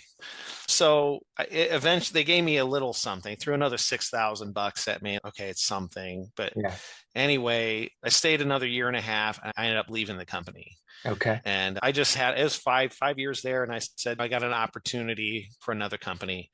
And I remember the director, Joe, not talking to me the whole 2 weeks, just not a word. Wow. I'm like, I tried telling you. Yeah. And then you throw a couple $1,000 at me, and I got to work for this guy that doesn't get it. Yeah. And so I left. People were seeing it. They were like, you're leaving, aren't you? I'm like, I don't know what you're talking about. Cleaning out my flat file Right. late at Uh, like 5:30. Somebody walks up, what are you doing? Oh, yeah. it's getting full. You're Right. quitting, aren't you? I'm like, no, Why are I you don't know what you're taking that talking home? about. Yeah. Right on. It was a great job. Worked with a lot of talented guys. The work was so much fun. It was like Hot Wheels on steroids because Tyco RC, you were building stunt vehicles. Like as far as your imagination, we were cobbling. We were going to the shop and making things, and great creative process. I met guys that were also very talented. And funny enough, after GMP, they all, well, a lot of them went to California because what happened 2 weeks after I quit, Uh-huh. they announced they were closing that branch. And Oh. some people were getting severance, and then they were offering opportunities for some to go to California if you want to keep your job. Oh, wow. And they're like, how did you know? How did you know? I'm like, the bonuses kept getting smaller every year to none. And if you're listening to the business, what's going on, you can see the writing on it's not doing well. Yeah. Funny enough, a few of those guys came back, and my director Joe ended up becoming. They all went to Crayola, Okay. and that's how I ended up getting a Crayola job because I was working at GMP, and they said, "Man, you're wasting away doing this. You should come here. Benefits, pay is killer." And Joe worked with me, who was the director, and he knew what I was capable of. Plus, Right. three other designers were there. You got to come here. Yeah. Sorry, skipping ahead a little bit, but that's how the Crayola thing came about. Yeah. No, that's totally fine. Was there any lag time in between that transition, or was it a smooth move right away? No, I put in my notice at Mattel, and then I took the job at GMP. Funny enough, my friend George, Yeah. he got a position at Franklin Mint. Wasn't a designer, but he was a model builder from back in the 70s. Very creative. He couldn't draw, but the imagination this Oh, guy wow. had was incredible. Yeah. And he knew how, basically whatever he said, whatever you draw, John, I can make it. Yeah. And he would hand build these prototypes. Like that's where things like the Christmas truck with the tree in it and the toys and the graphics, like he was, it was another person who innovated in the industry and elevated the product level to the next. And there, that's one thing I'm very excited about. Everywhere I've worked, I've got to work with some super talented people, and I learned a lot. Yeah. So George ended up leaving, and then he started freelancing for GMP. And he said, "Hey, there's an opportunity. They want to hire somebody to come work for GMP. Would you consider moving to Georgia?" I'm like, "Heck yeah, warm weather." The pay wasn't a lot more, but it was a better, more of a bump. And I was able to move to Georgia with my wife. And one of the it's probably a story, it's a whole nother open story for another day, but my wife also had a daughter when we met who was about a Okay. little over a year old, Okay. and we ended up getting married, and I step parent adopted her. The guy was never really In your life. involved, so for me that was okay. Yes. So we moved to Georgia, and while there I had a career with GMP for about 6 years, almost 6 years. Cool. And it was one of the places where, and again, I took what they had and I innovated the product, took the product to another level. We were doing things, they're still using my ideas to this day. Funny enough, they're finding Wow. concepts that, and here we go again. Tom, the owner of the company, loved me. Hot rod guy. He had hot rods. I had Mustangs. We got along very well. Yeah. Tom loved me. I made him a lot of money. I literally, with my ideas, made this guy millions of dollars Yeah. over the years because they would share the financials. And I'm like, yeah, I developed that whole idea myself, marketed it, put together the presentation, the tooling costs, everything. But his general manager was like another guy jealous Oh, of, man. because he would want to hang out after work and work on car things. I'm like, yeah, I don't have time, or it just didn't work out right. And I think he didn't like that. And then that guy, oh, for 5 years gave me such a hard time. Actually, at one point, I went to SEMA. You remember the images I shared from SEMA of that Yeah. green car with Sam Posey? Yeah. They were there showing at SEMA, and he walked Tom over and said, "Look what John's doing. What did he say? He started putting thoughts in Tom's head. He's gonna abandon you. Look what he's doing. He's gonna leave the company," and just Oh, whatever man. he said. Because when I got back, Tom said, "Hey, I need you to come in my office. And he's the manager sitting there just with his arms crossed.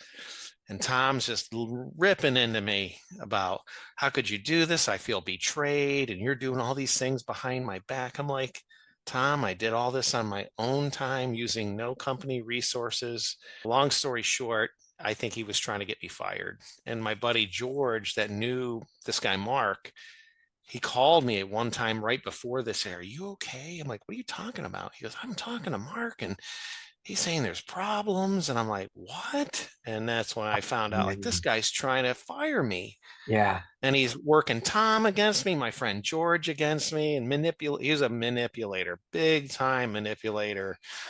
And I learned, now I know the score. I'm like, I'm just trying to do my job. And Right. remember, 5 years of this company, I never got one raise. I made this guy so much money. Yeah. So I'm listening to him in this conversation. And I said, Tom, first of all, I did this on my own. I paid for everything myself. And I said, if we're talking about who's taking advantage of who, you took an idea that I had published in Popular Hot Rod magazine, made a die cast of my concept, sold them, made money. How much of that did I get? Nothing. And I'm looking at Mark. Mark, do I get a percentage of it? That was my idea. You took and made Right. money, like a lot of money. Yeah. And because collectors were also car guys, they would see the magazine, like, you guys, because we had tooling for this car, you guys should tool that. So we did. We spent money customizing it. Anyway, long story short, I said, I make you all this money with my talent, my abilities, working with sales too, but look at what I've been doing for you for so long, and what am I getting out of this? And no Right. raise, no nothing. It turned the table on the whole conversation. He started getting upset. He started apologizing to me. And because at one point, he said, maybe you need to go home and think about what you're doing. Oh, wow. And I'm like, yeah, it was like, I'm on the verge of getting fired. Like, this guy over here is manipulating him. I have a family, I have a Right. mortgage. I'm like, Yeah. what is this guy doing?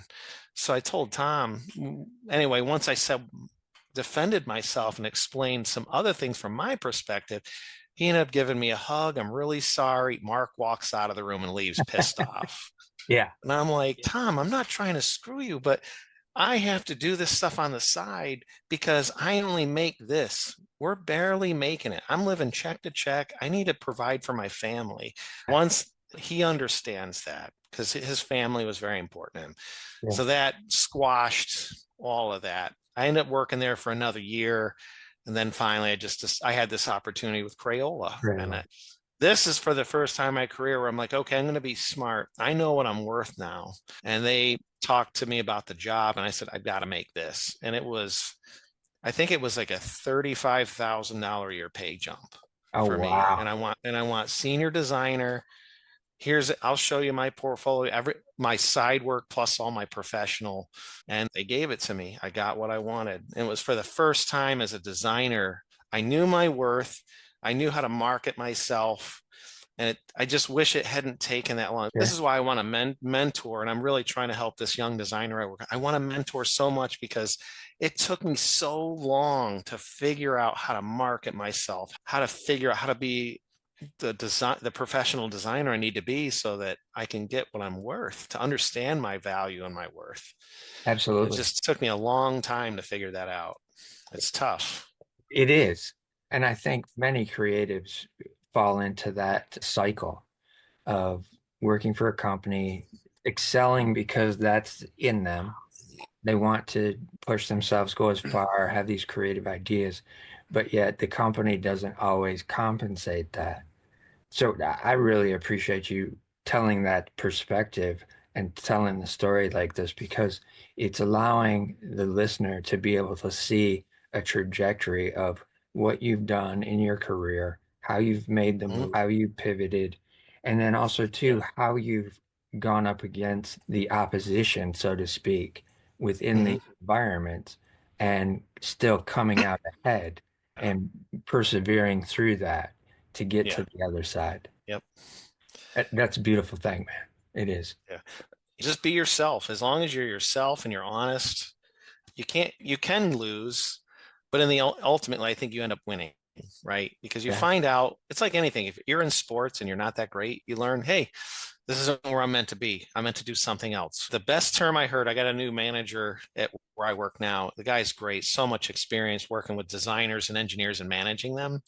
Something he said the other day, I told him a challenge we're having where trying to pitch innovations to these our overseas engineers. They just want to have all these theoretical discussions about why it won't work. And I'm Right. like, why don't we stop saying no and say yes if? But what he said we need to do more here is fail faster. And I Right. think that's something you can use in life is fail faster. Don't be afraid to try things, but learn faster. This isn't working. Move to something else. Yes. There was a great thing he said. I'm like, I'm going to use this. Yeah. Absolutely. No, I 100% agree with you. Fail fast and fail often. So Yeah. you get that in your system and you get comfortable with it to the point that it doesn't allow fear to raise to the top when you need to make a change. Yeah. And that's something in my career I wish I was better at. I've stayed places longer than I probably should have. Unfortunately, at Crayola, I wanted to leave 3 years earlier, but Okay. my daughter was in school and she was just starting high school. And my wife's, I don't want to have her switching schools. And I said, I'm not happy here. I don't want to be here anymore. I work with great people, but I'm not my I'm being pigeonholed. I'm not being grown. I'm not being supported. My manager was good, but that same director I had at Mattel, his thing was, I want to get you somewhere where I know you're going to be able to get this done, and then I'm going to put you there, and you're just going to stay there. And I know that it gave him stability knowing this is just going to get done and I don't have to worry about it. So you're almost kind of like a mushroom, right? You're just over here in the dark growing or not growing. You're just there. Yeah. So I just wished I would learn to just make the decision. It's going to be tough for her, but we need to move on. When Mattel was the same way. Probably should have left a little sooner, but I think things happen for a reason in life too. There's timing to things, Yeah, absolutely. but yeah, Crayola was a really great opportunity for me. It was there 8 years. Probably should have just stayed 5. But again, I with some of these different there you work with people. This is the first place I worked at a bigger company where you're working with people that probably lucky to have those jobs. And Yeah. they're making big decisions or putting out suggestions that you have to execute on. Yeah, this isn't going to work. But because of the culture, we have to try everything. We can't just be negative. And I'm like, I'm not being negative. I'm just being a realist. I'm being Right. realistic. I already know this won't work, but if you want me to waste the time, this is corporate. Okay, this Yep, is corporate exactly. life. Exactly. Yeah.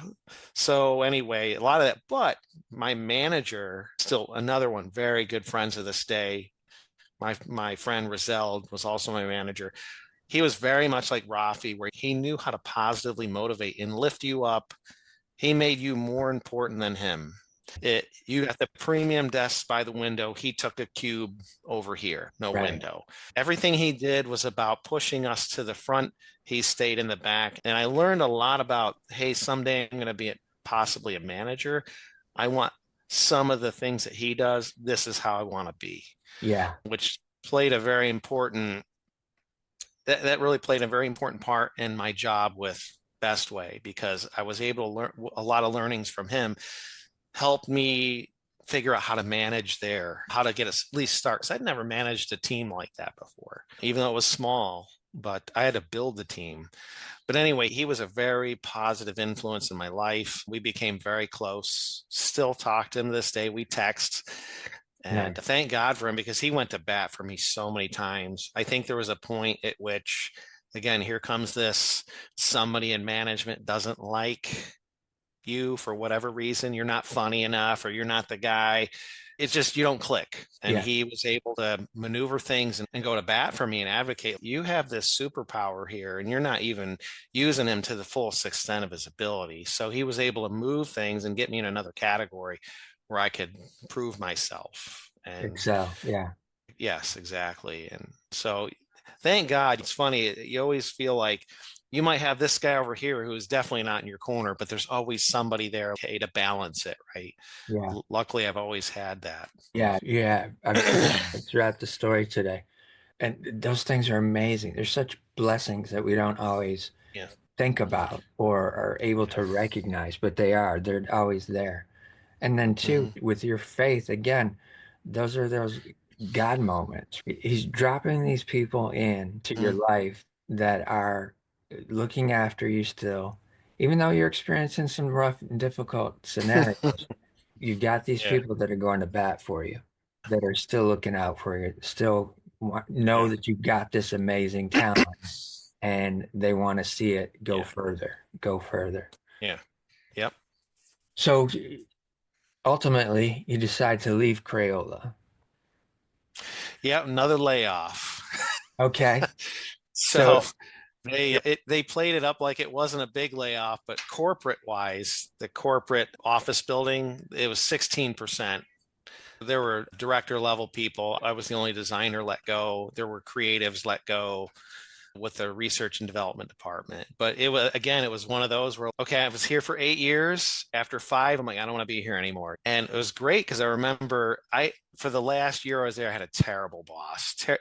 Failed marketing guy, became a product development director. And he says, anybody can be product development. oh Anybody, my can, word. you just need to have great ideas. And I'm like, and I told him in this meeting in front of the other designers in our group, and I said, I don't know if I agree with that. I said, because the guy who developed the intermittent wipers for Ford, one of my favorite sayings of all time, he said, a great idea does not always make a great product. Anybody can come up with great ideas, but then when you have to execute it Yes. and and get, I call it the meat grinder, the product development and production meat grinder, Yeah. cost, feasibility, manufacturing, Yeah. everything. That's when you find out how good your product is, or hey, we got to kill it because it's not working, or hey, this is a great idea. And he didn't like that. Right. For sure. And there was another designer who I'd worked with at Crayola was there, but because he was like the guy with the jokes and funny, and he liked him, Yeah. they kept this guy who would come out of meetings. I effing hate this place. This place. He's nope. This guy's ironclad somehow, and I'm like, but I'm the guy. You're gonna let me go? That's fine. But I Yeah. remember being in the exit interview with HR and this manager, and I'm just like smiling. I'm like excited because I've been telling my wife, if we can get to Arizona, like I'm going to be there. I've got my guy. We're going to build SEMA cars together. We'll be like close and opportunities Yeah. and he's, you're really, the HR guy is, you're really taking this well. I'm like, oh, dude, I can't wait to get out of this place. I'm just excited. And he's, what? And I'm like, I'm going to Arizona. I have no idea. I don't have an interview. I have nothing. I'm like, I don't care. It's springtime. I got freelance lined up. Yeah. So we're walking out and I'm just all happy. He's, you're going to be okay. I'm like, oh, dude, this is the best day of my life right now. And we're walking out. There's people in cubes that are being consoled. They're crying, like, oh my God, my job. They're freaking out because they think they're going to get laid off. And Yeah. I'm walking out and they're like, well, thanks. You were really easy. I was like, yeah, I'm texting my wife right now. Hey, I just got laid off. This is great. And she's, what? What are you talking about? I remember getting in the car and I actually was sitting there thinking, thank you, God, because I didn't want to be here anymore. And I said, you open the door, you close this door, and then another one's going to open it. And I learned from the past, like every time I left one job and went to the next, it was better than where I was. Everything was always better.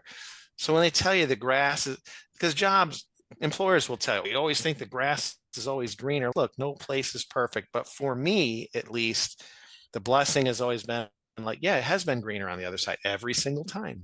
So don't be afraid of that.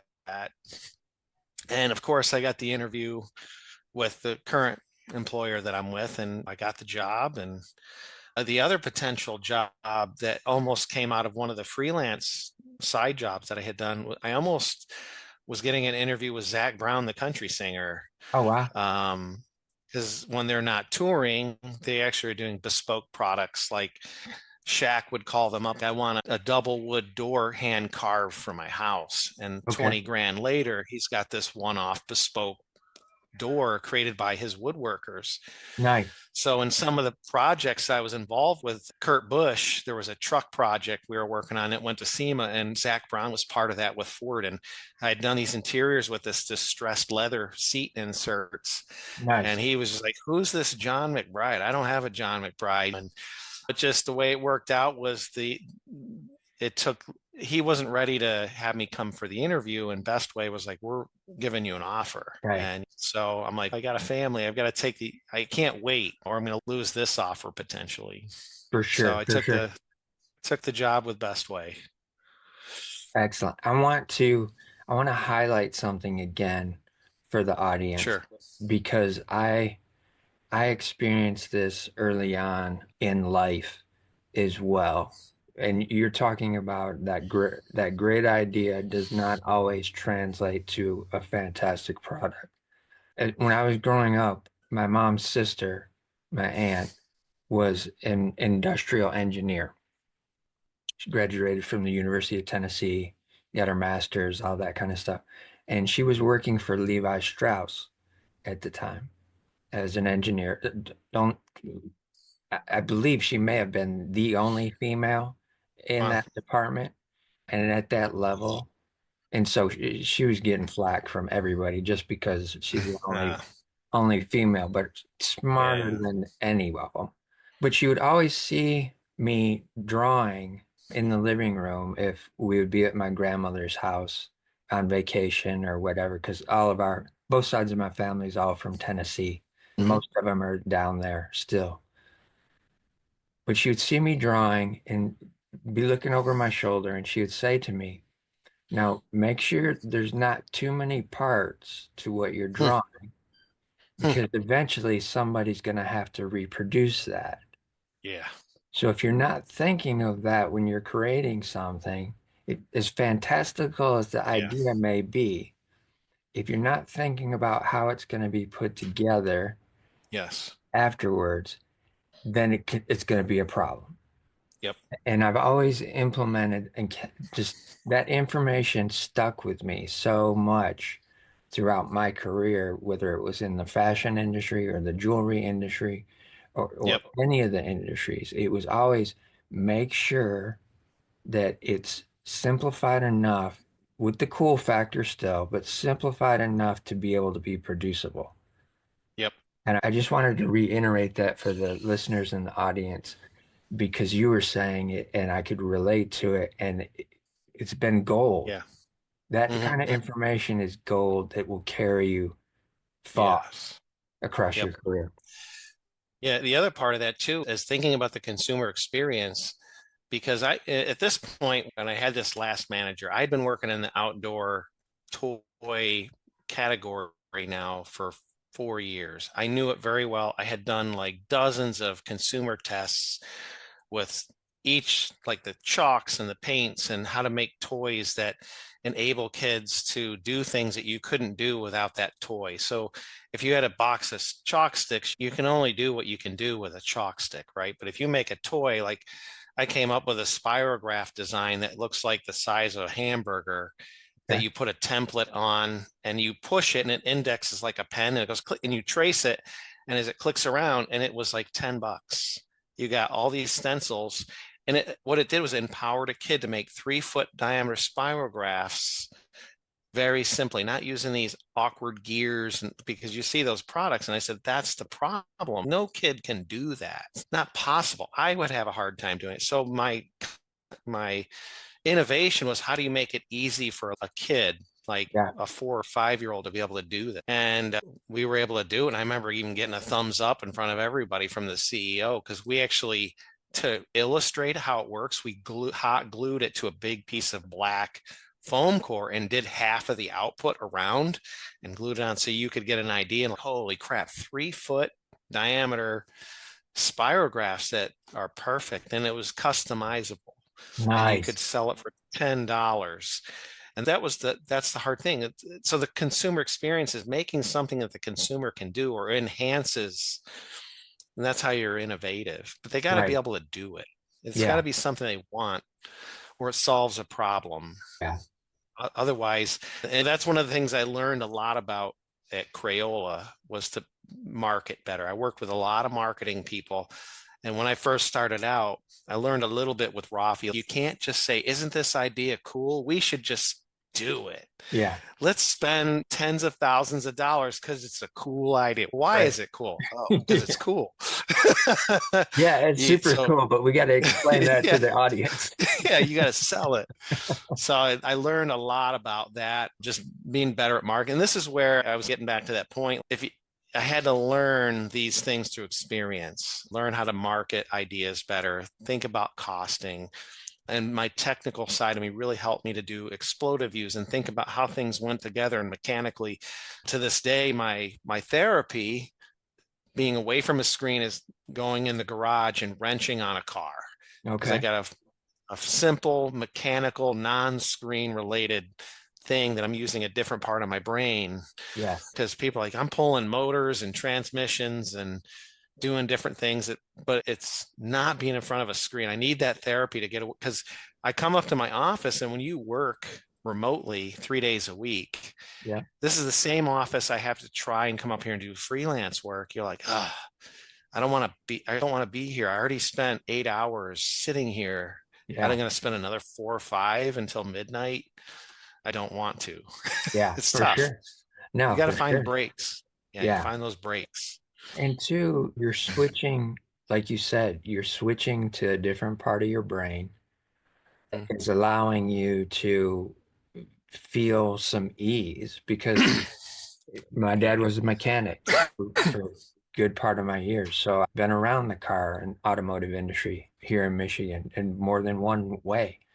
And so that switch from the electronic to the analog, so to speak, that allows you to recharge and gives you some Yes. calm, some peace.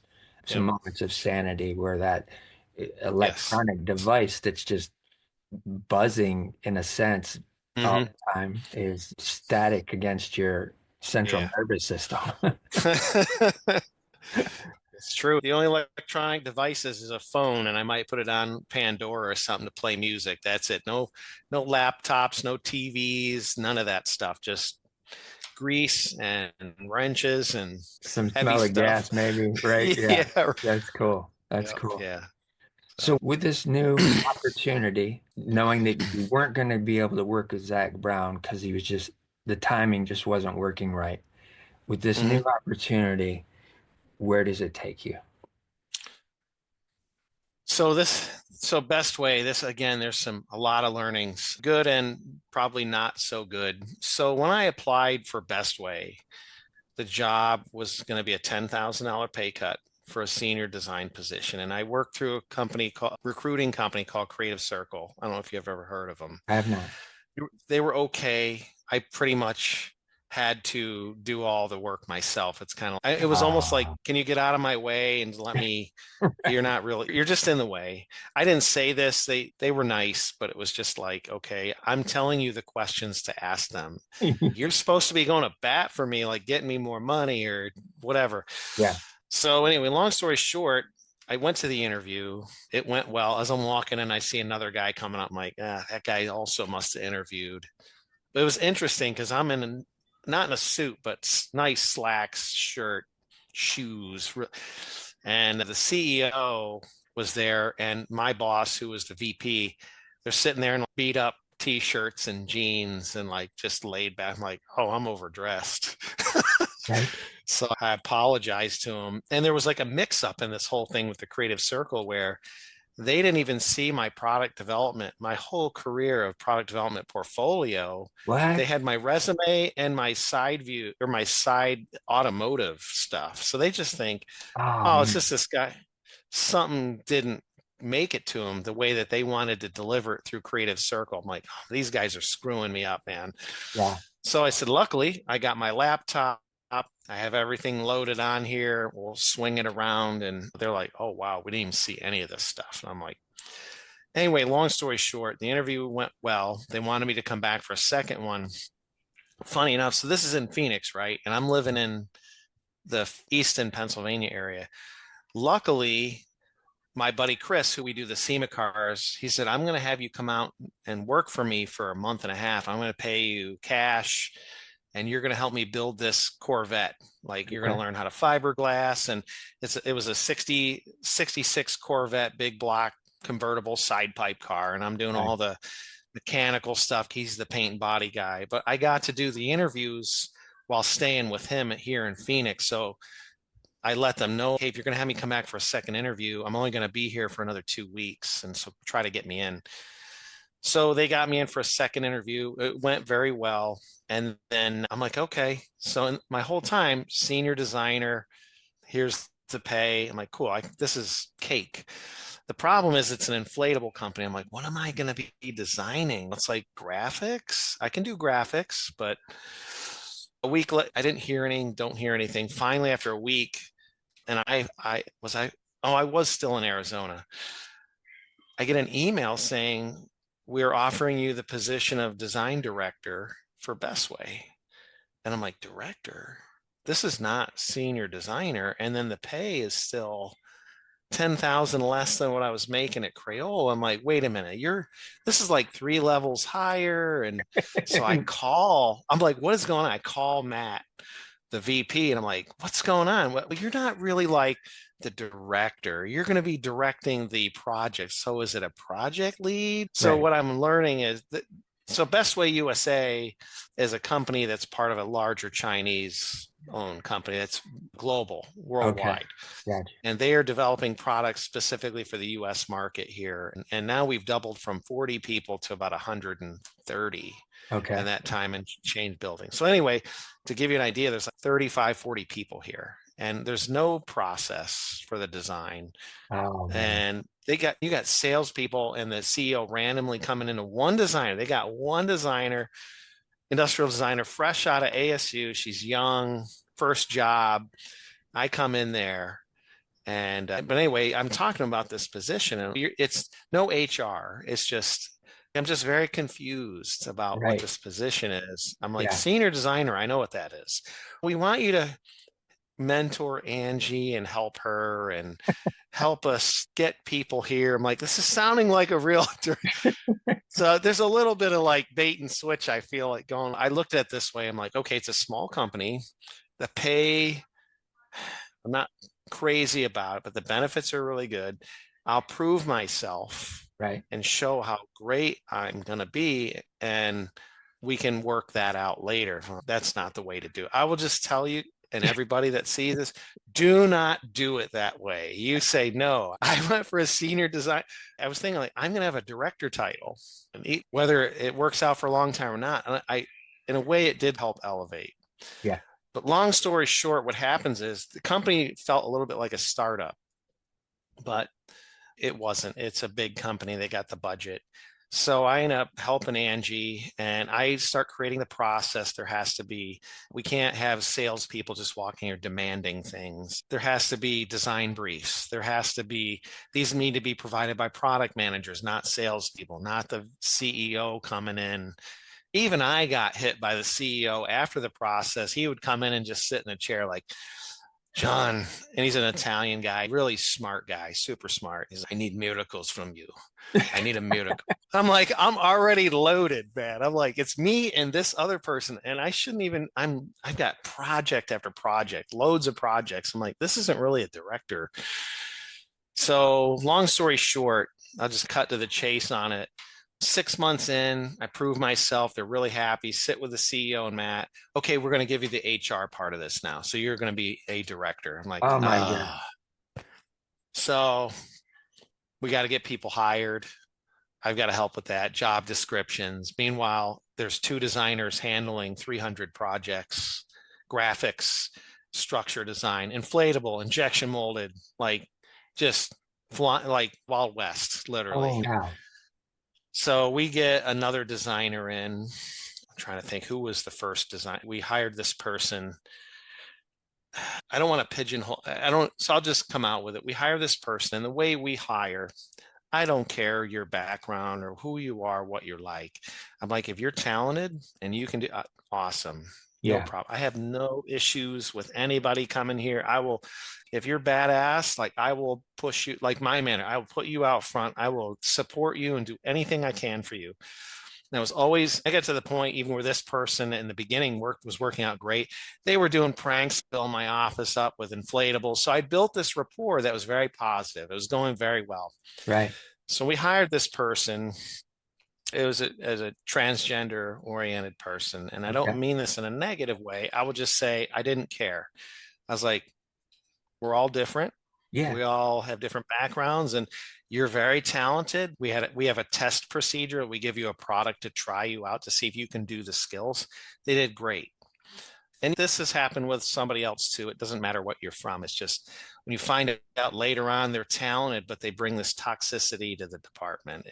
In Mm. other words, long story short, the insubordination with this person and Okay. things got very difficult. It was the first time I had to fire somebody. And the reason I bring this up is this was very difficult for me to do. It was very hard for me. I felt like I failed this person. I never had to fire anybody before. And it was Yeah. very Yeah. hard for me. I hired them. I felt, did I not do enough but I knew I had 6 pages of, I would try and work with them. And I don't know Right. how many verbals I can give you. And HR is helping me understand and learn because I'm like, I've managed people on projects, but not HR level stuff. Yeah. But it was very hard, and I didn't have the support of my VP, my boss. Just it kept this nice talk. It'll be fine, but at one point when I have 5 people lined up coming in at my office one at a time, hey, you got to do something. This is horrible. Like some of them are wanting to quit because of Yeah. this person, Yeah. just the toxicity in the conversations and so finally, I just did it. Like I said, this has got to happen. And I went to HR. And I remember it being a very tough situation. But the situation, and this is will lead up to why I'm not the director. And I went to Okay. principal designer because I had an opportunity to make a choice.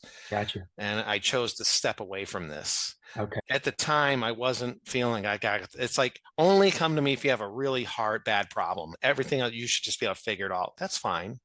I've got experience. I know what I'm doing. But that's when I realized if I do have a problem, I'm not getting the support that I needed. Yeah. So ultimately what happened, I ended up hiring 3 other really great designers that are still with the company, and one ended up becoming my boss currently Okay. because of me stepping away from that position. But what happens, the company is also growing. There's a lot of things happening. The process I'm helping with is getting more fine-tuned. And 3 years into the company at Bestway, they're buying a new building, we're expanding, and it's getting to the point where if I'm doing 55 projects, 60 projects a year, I'm a director. I have to manage, I think I'm managing 4 people now. I hired 3 of the 4 myself. So I hired two graphics designers, another industrial designer, and it was getting to the point where I'm doing 2 to 3 times the amount of work that any of my designers are doing, Oh, plus wow. the process, plus and I would start leaning on the designers a little bit. Hey, you've got to take on more. And they would all say, whoa. And I'm like, my industrial designer, I'm like, you haven't even done an injection molded project yet. I'm doing all of them. I need you. That's why I hired you. Yeah. I need you to learn So, how to do this. and I can tell you, it'd probably be a longer story for another time, but I think there were things happening behind the scenes that I didn't know about. Okay. And I don't, again, without knowing, there's things that you can tell. You say you're an empath. I don't think I'm that, but I'm a very observant person. I Yeah. like to listen a lot, Yeah. and I'm very good at looking at things like big picture and piecing things together and going, okay, something's off here. Ultimately, I ended up having a sit down conversation because it was getting to the point where I'm getting crushed, like literally being crushed by the position because I'm a director and a full-time industrial designer. There's no way you can do 50, 60-hour work weeks. Yeah. Everybody would say, there's John's yellow Mustang in the parking lot before anybody else gets in. And it's the last car that leaves at night almost every day. Everybody in the company knew. Yeah. And I'm working weekends. I'm getting phone calls Saturday. Hey, Walmart needs to see some kind of Dragon Island. Can you have this by 7 o'clock tonight? I'm out grocery shopping with my wife. Oh my I'm like, God. okay, hon, we have to leave. I have to go home and start doing this right now. And so it was very stressful. And I think it was like end of 2020 and COVID on top of all that. So all of a sudden I'm managing these people and we're all going to be working from home the whole Right. time. Yeah. I will tell people this. I don't mean this in a bad or negative way, but managing can become like babysitting. I will Yes. tell you. Absolutely. And I loved managing. I did enjoy it a lot, but you got to make sure that you are supported by the people that you report to that back you when you need to. I don't know how to say this. You've got to be able to push your team. And there are Correct. times where we've got to hustle. We've got to put in a little extra. I Yep. can't be the one always picking up the slack all the time because there are other responsibilities and the expectations that I have to hit. For sure. And when you don't have that, it's difficult. But I even had an opportunity, or not opportunity, I had a situation working from home, and I know what it takes to develop this certain product. And I gave the person 5 days, this designer 5 days. And when they showed me what they had been working on for 5 days, I'm like, in my head, I'm thinking, I could have done this in 2, 3 hours. What have you been working on? Right. So nicely, I'm trying to talk to this person. They got upset, started crying. What do you not think I'm not working? I thought you were my friend. I'm like, oh my Oh God. my God. I'm like, okay, I got to figure out how to diffuse this bawling. Yeah. And I'm like, I was as nice as you could be. I wasn't upset. I just said, this is what I expected. 5 days. I know because I've designed these many times. I know what you should have, at least more than this. But so I had one of those situations I had to go through. And I'm like, okay. Anyway, long story short, we get to this point where I'm sitting down with the VP. I knew it was coming. And I had actually had recruiters reaching out to me like, man, we have this director role. And I'm like, no, I'm like thinking back to this, were these, hey, gods, hey, I'm giving you a Right, right. life raft and you're not jumping in, man. Why aren't you leaving? It's Yeah. work from home. And I don't know. Saying long story short, I'm talking to the CEO. We're sitting there talking about how things are working out. And I said, look, I'm not getting the support I need. And I can't be working on 60 projects. 60 projects. I'm like, yeah, 60. But we went through some things, but I think they had already made the decision that they knew what I was producing for the company was the innovation I'd brought, the talent. I'd hired these people. I think some things had been happening in the background with my one designer and my boss and one of the product managers where they've been talking about maybe John could step down to a different role and we want to put this guy in. Okay.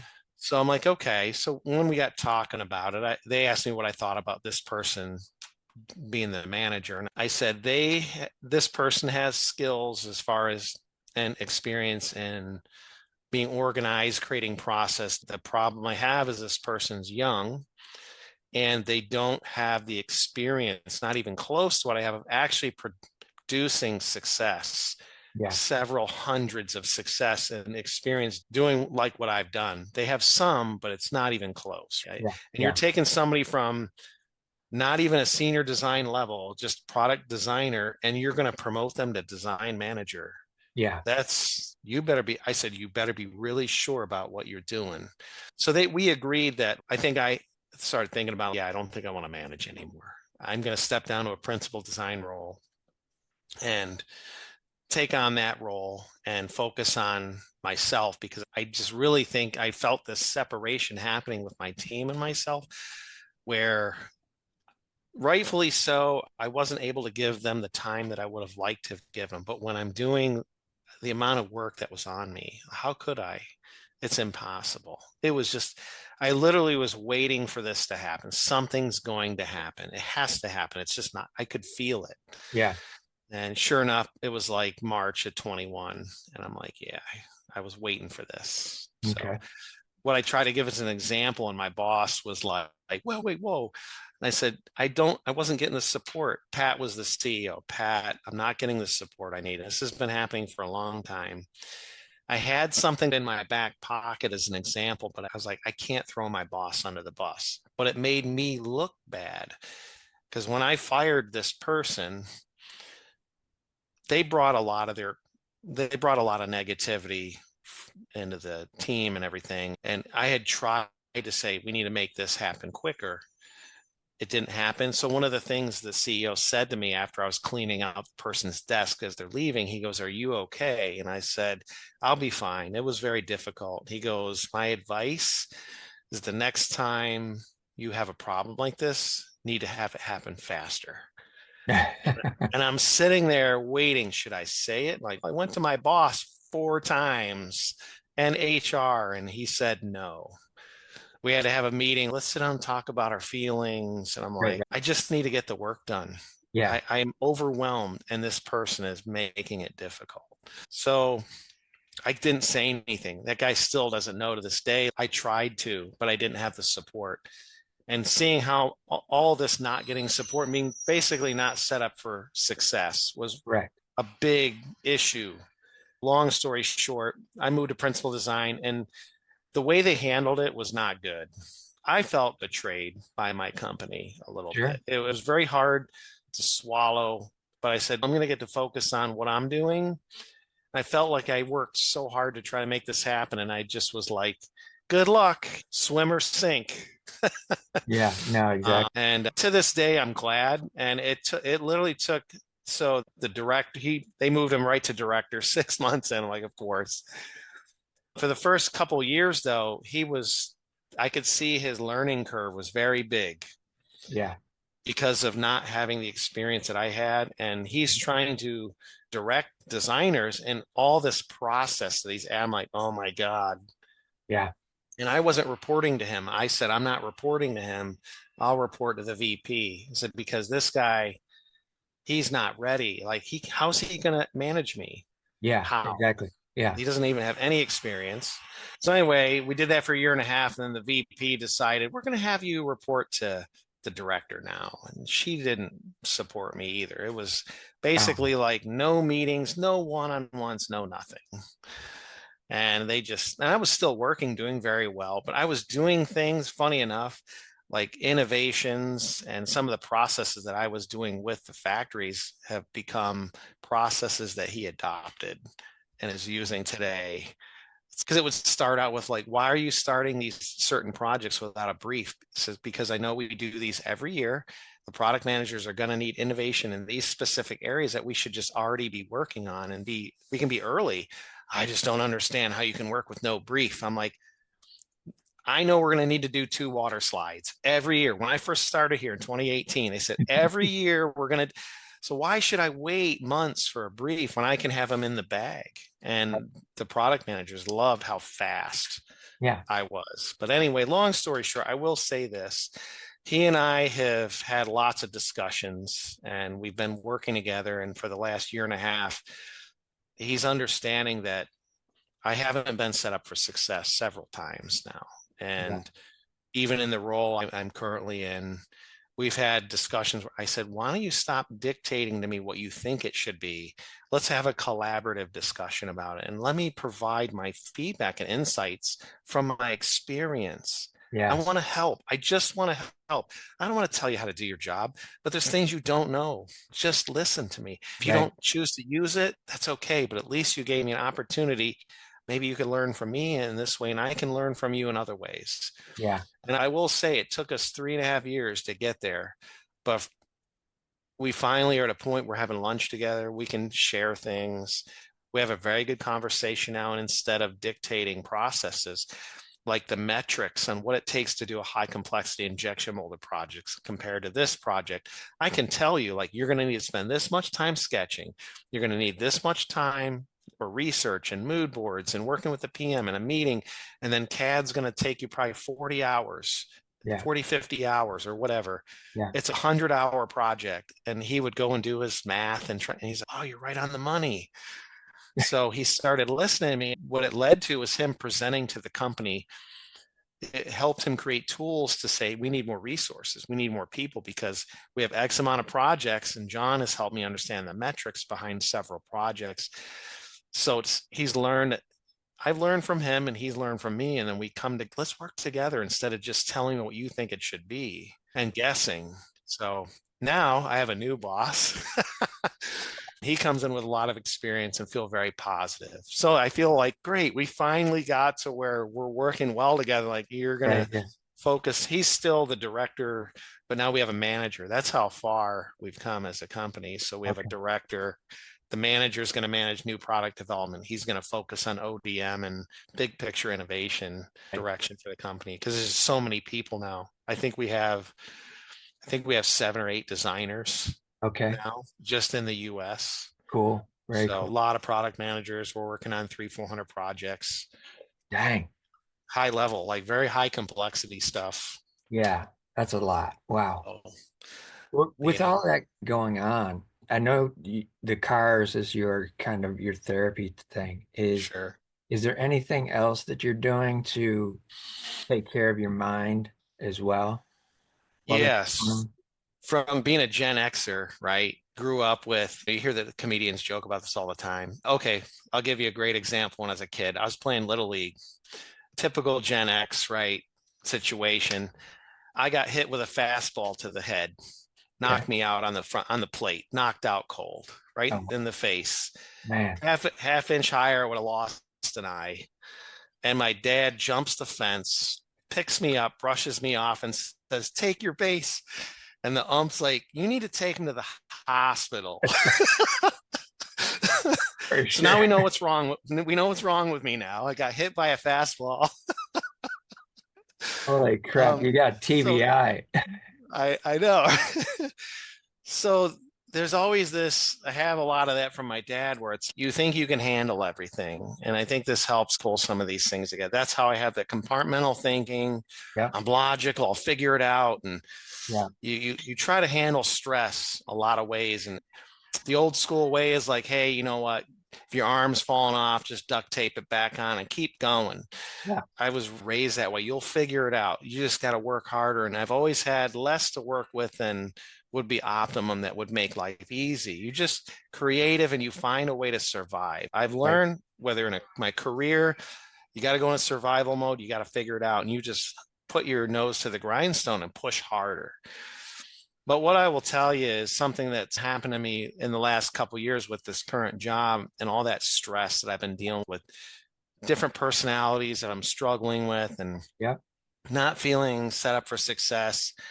I will tell you, it's another thing I'll share. Right before this whole position changed, for the first time in my life, so end of 2020, I had my first anxiety attack. Okay. I didn't know what it was. Now, my wife had been going through it because I think there's a hereditary thing, Right. and she's been getting counseling and help a little bit. Nothing crazy, just she understands it. And Yeah. I'm going through this, and I'm like, no, this can't be this. I don't believe in that. It's all in your head. Just this wrong mentality of thinking that you were raised to just deal with it. Yeah. Just deal with it. Figure it out.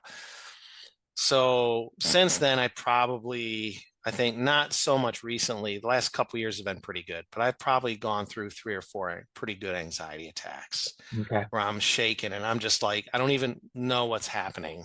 Yeah. And I'm shortness of breath and I'm like, I feel like I'm going to collapse. But I remember that first anxiety attack, they had given me some project down from the CEO to pull off something. And oh my God, I got 2 weeks to do what? Design 6 products to Yeah. CAD to get when I'm like, Christmas is here. And what am I working by Christmas? Yeah. So I remember my boss calling around 3:30 that Friday, and I was getting ready to go on my 2-week break. And he goes, "Are you okay?" And I'm like, "I'm not okay, Matt. I'm going to tell you, I am not doing good." I said, "I think I'm having an anxiety attack. I've never had one in my life." He goes, "I want you to take it easy. Don't open the laptop. Don't just take your time off," which I said, "That's exactly what I'm doing." I hung up the phone and I slapped the laptop down and like, "Give me a beer." Yeah. But after having a few of these issues and let's dealing with stress from work, currently I've been talking to my wife about it. We have insurance for it, but I think I want to start seeing a counselor. Okay. But again, this is very new to me. I don't know how to go about this. I can start looking up people that are in our system Sure. for Yeah. health insurance, but Yeah. one of the difficult things for me is, again, having my Christian faith, is that I think it's important that I find somebody that has at least an understanding of that, or Yeah. maybe has that, Yeah. because every one of my decisions in life still has to have that thinking in mind. You know what I Right. mean? It's just, Yeah. that's just you can't have your faith one day and then not have it the next day in certain things. It doesn't work that way. Sure. So that's what I'm going through right now. I'm doing much better, but I still have these things. Like I have this psychological baggage that I want to I haven't really dealt with it yet. You know what I Sure. mean? It's just there. Yeah. And I don't even know what I need, to be honest with you. So I have to make a step forward with this. Yeah. I'd love to give you some options. We can do that offline Sure. once we get through this. I for sure can help you out with that. And especially Yeah. knowing that you want to keep the faith element applied. And I Yeah. can help walk you through that as well. Sure. But yeah, that's the reason I asked that question because I was feeling that building up Yeah. within you, right? Yeah. So Yeah. you're not even saying I'm starting to have panic attacks, but I'm sensing, Yeah. I'm feeling this panic. Like that's way Yeah. too much stress. Yeah. You're only I still work for this company and I think it's a good company. I think the people there are amazing. But when I started with the company, we didn't have a lot of what we had. We had no process. And I helped build a lot of this. But I think I understand working for a small company like GMP and you're wearing a lot of hats. Yeah, But the expectations from this company are extremely high, yeah, very high. Even at one point, 2 years ago, same manager that I have, we actually had a discussion, like things like this are being said to me. And I've been speaking to people above me, and some people think that you're not providing the value that we're paying you for. And I'm like, What? what are you talking about? Yes, he actually said this, man. He goes, I can tell you who they are if you want. I said, all right, So we were having 3 one-on-one conversations every week, and it was getting worse. And finally, I just said, all right, you know what? I'm going to throw myself out there. I said, gloves off. I said, with all due respect, first of all, I've been with this company for 5 years, 4.5, 5 years. I've been set up for failure twice in 2 roles, Yeah. clearly. We Yeah. can get into that. I've already had the VP tell me for the director role, oh yeah, you clearly were not set up for success. I'm like, why do you help me? But I said, I started out making $10,000 less than what I was making at Crayola as a director doing 2 jobs. I Yeah. get a raise back to where I was 2.5 years in, 50, 60-hour work weeks, doing way more. When you got this position, everything was handed to you. I built it all. And I said, on top of that, let's look at inflation. The money I'm making today, which is the same money I was making in 2016, is 21% value, the 21% lower. So it's like I'm taking a 21% pay cut Yeah. because of the inflation. I said, I've already done all the research. Yeah. And he's sitting there, his eyes got really big. And I laid out a few other things. And he goes, I didn't think of it that way. I'm like, oh, yeah. And it Oh, changed. It's almost like that conversation. I had to turn the tables, and you are not looking at it from my perspective. You are right. not understanding. And after that conversation, it changed things. It caused him to take a step. But this is just a few things. So this anxiety, I'm getting pounded. I'm killing myself for this company, and the appreciation is not there. I don't feel valued. I'm not being set up for success. Where's my career going? This is where all this is starting to head. Everything's just converging on this really negative area, and all these things I'm like juggling. Plus, my side work is getting less and less because the amount of time and stress that I have to put into this company and what's expected. Like I'm actually ducking low on my side work because I'm like, I can't even mentally handle more. Plus, on top of that, I have a family, I have a daughter. And Yeah.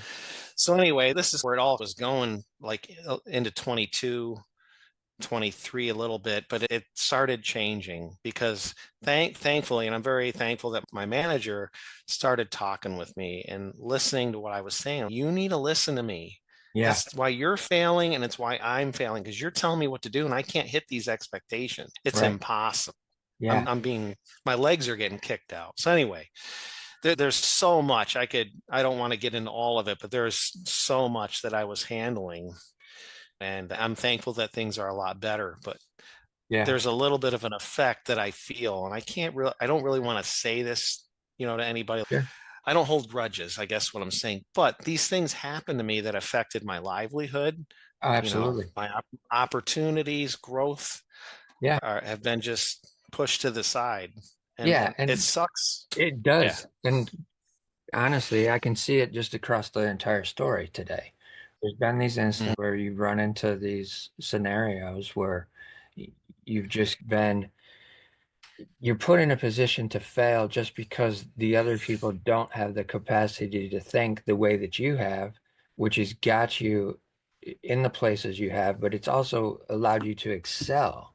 It's those things mm, back where you were working at Wegmans and they say, "Hey, can you do a sign for us?" And then you've got 30 signs for all these multiple different departments, right?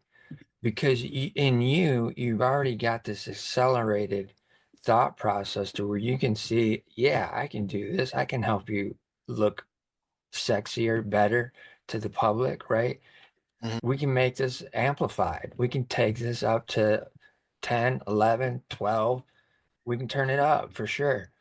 Yep. And those are the things that creative have to navigate within just the traditional working world, even if it's at a creative company, you Sure. end up having to work with people who don't have the same attributes that you do.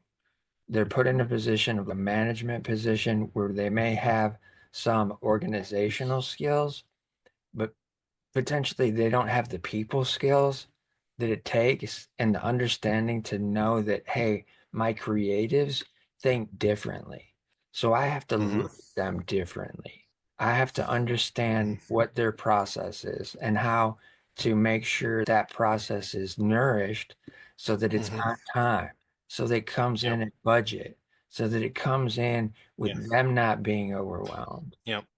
So for the Yeah. creative listeners out there, just be aware and be conscious of when you're getting into a position, it may be fantastic, maybe the thing that you wanted more than anything else, but just be cognizant of how the management is treating you, is working with you, and don't stay in that too long to where it overwhelms you to the point Yeah. of break. Yeah. Um, because it can happen and it can happen rather quickly in a lot of Yes. instances, especially Yep. nowadays where everything is about how fast it can get to market rather than how great we can make it. Sure. Um, Oh yeah. so I understand immensely where Yeah. the frustration is there, the anxiety built, like literally your body is saying to you, because a fantastic book out there, if you haven't heard of it, it's called The Body Keeps the Score. Hmm. And what it's all about is your body literally reacting to the environment you're in, and it's telling you, it's like that God moment scenario. It's telling you ahead of time, bro, you got to take your pedal off the gas because we're not going to make this jump. Yeah. It's literally telling you ahead Yeah. of time, this isn't sustainable. Oh, This that's isn't great. going to work. This isn't going to hold out. Yeah. But we can Yeah. talk more about that offline. Yeah. Yeah. But just, I think it's great information for the Yeah. audience as well. Yeah.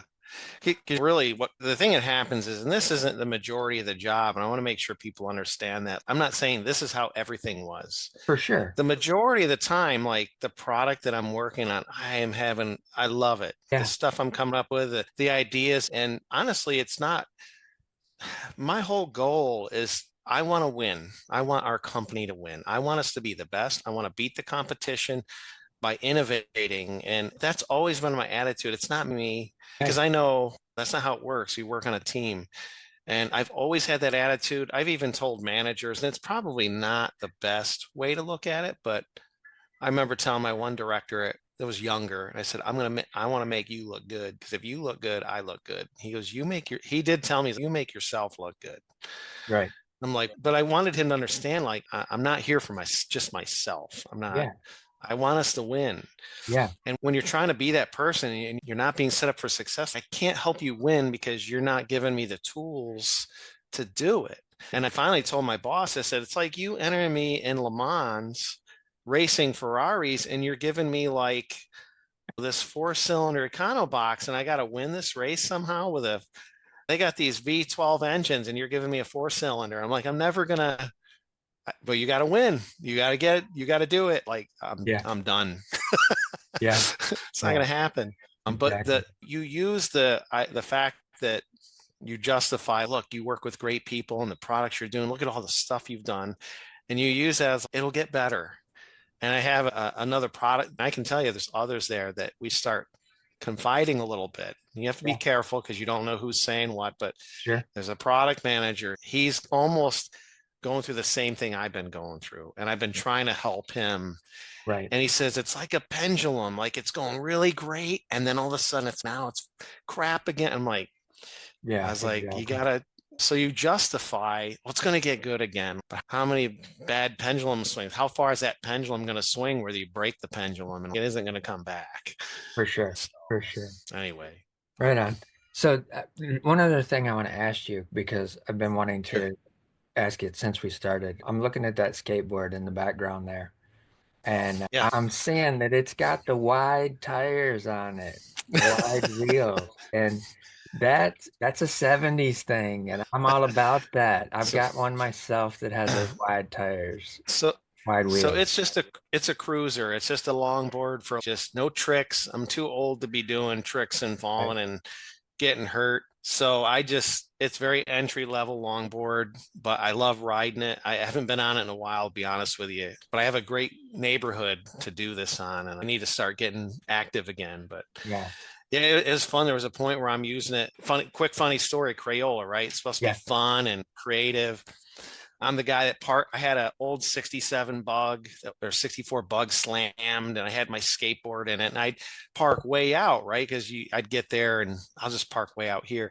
And I'd ride my longboard in every day, every morning, and then back to the parking lot. And the executives up on the third floor, they had an issue with the designers. They didn't understand us because we didn't fit this suits mold that they were in. Like they thought we were goofballs, Yeah. even though we were innovating and creative.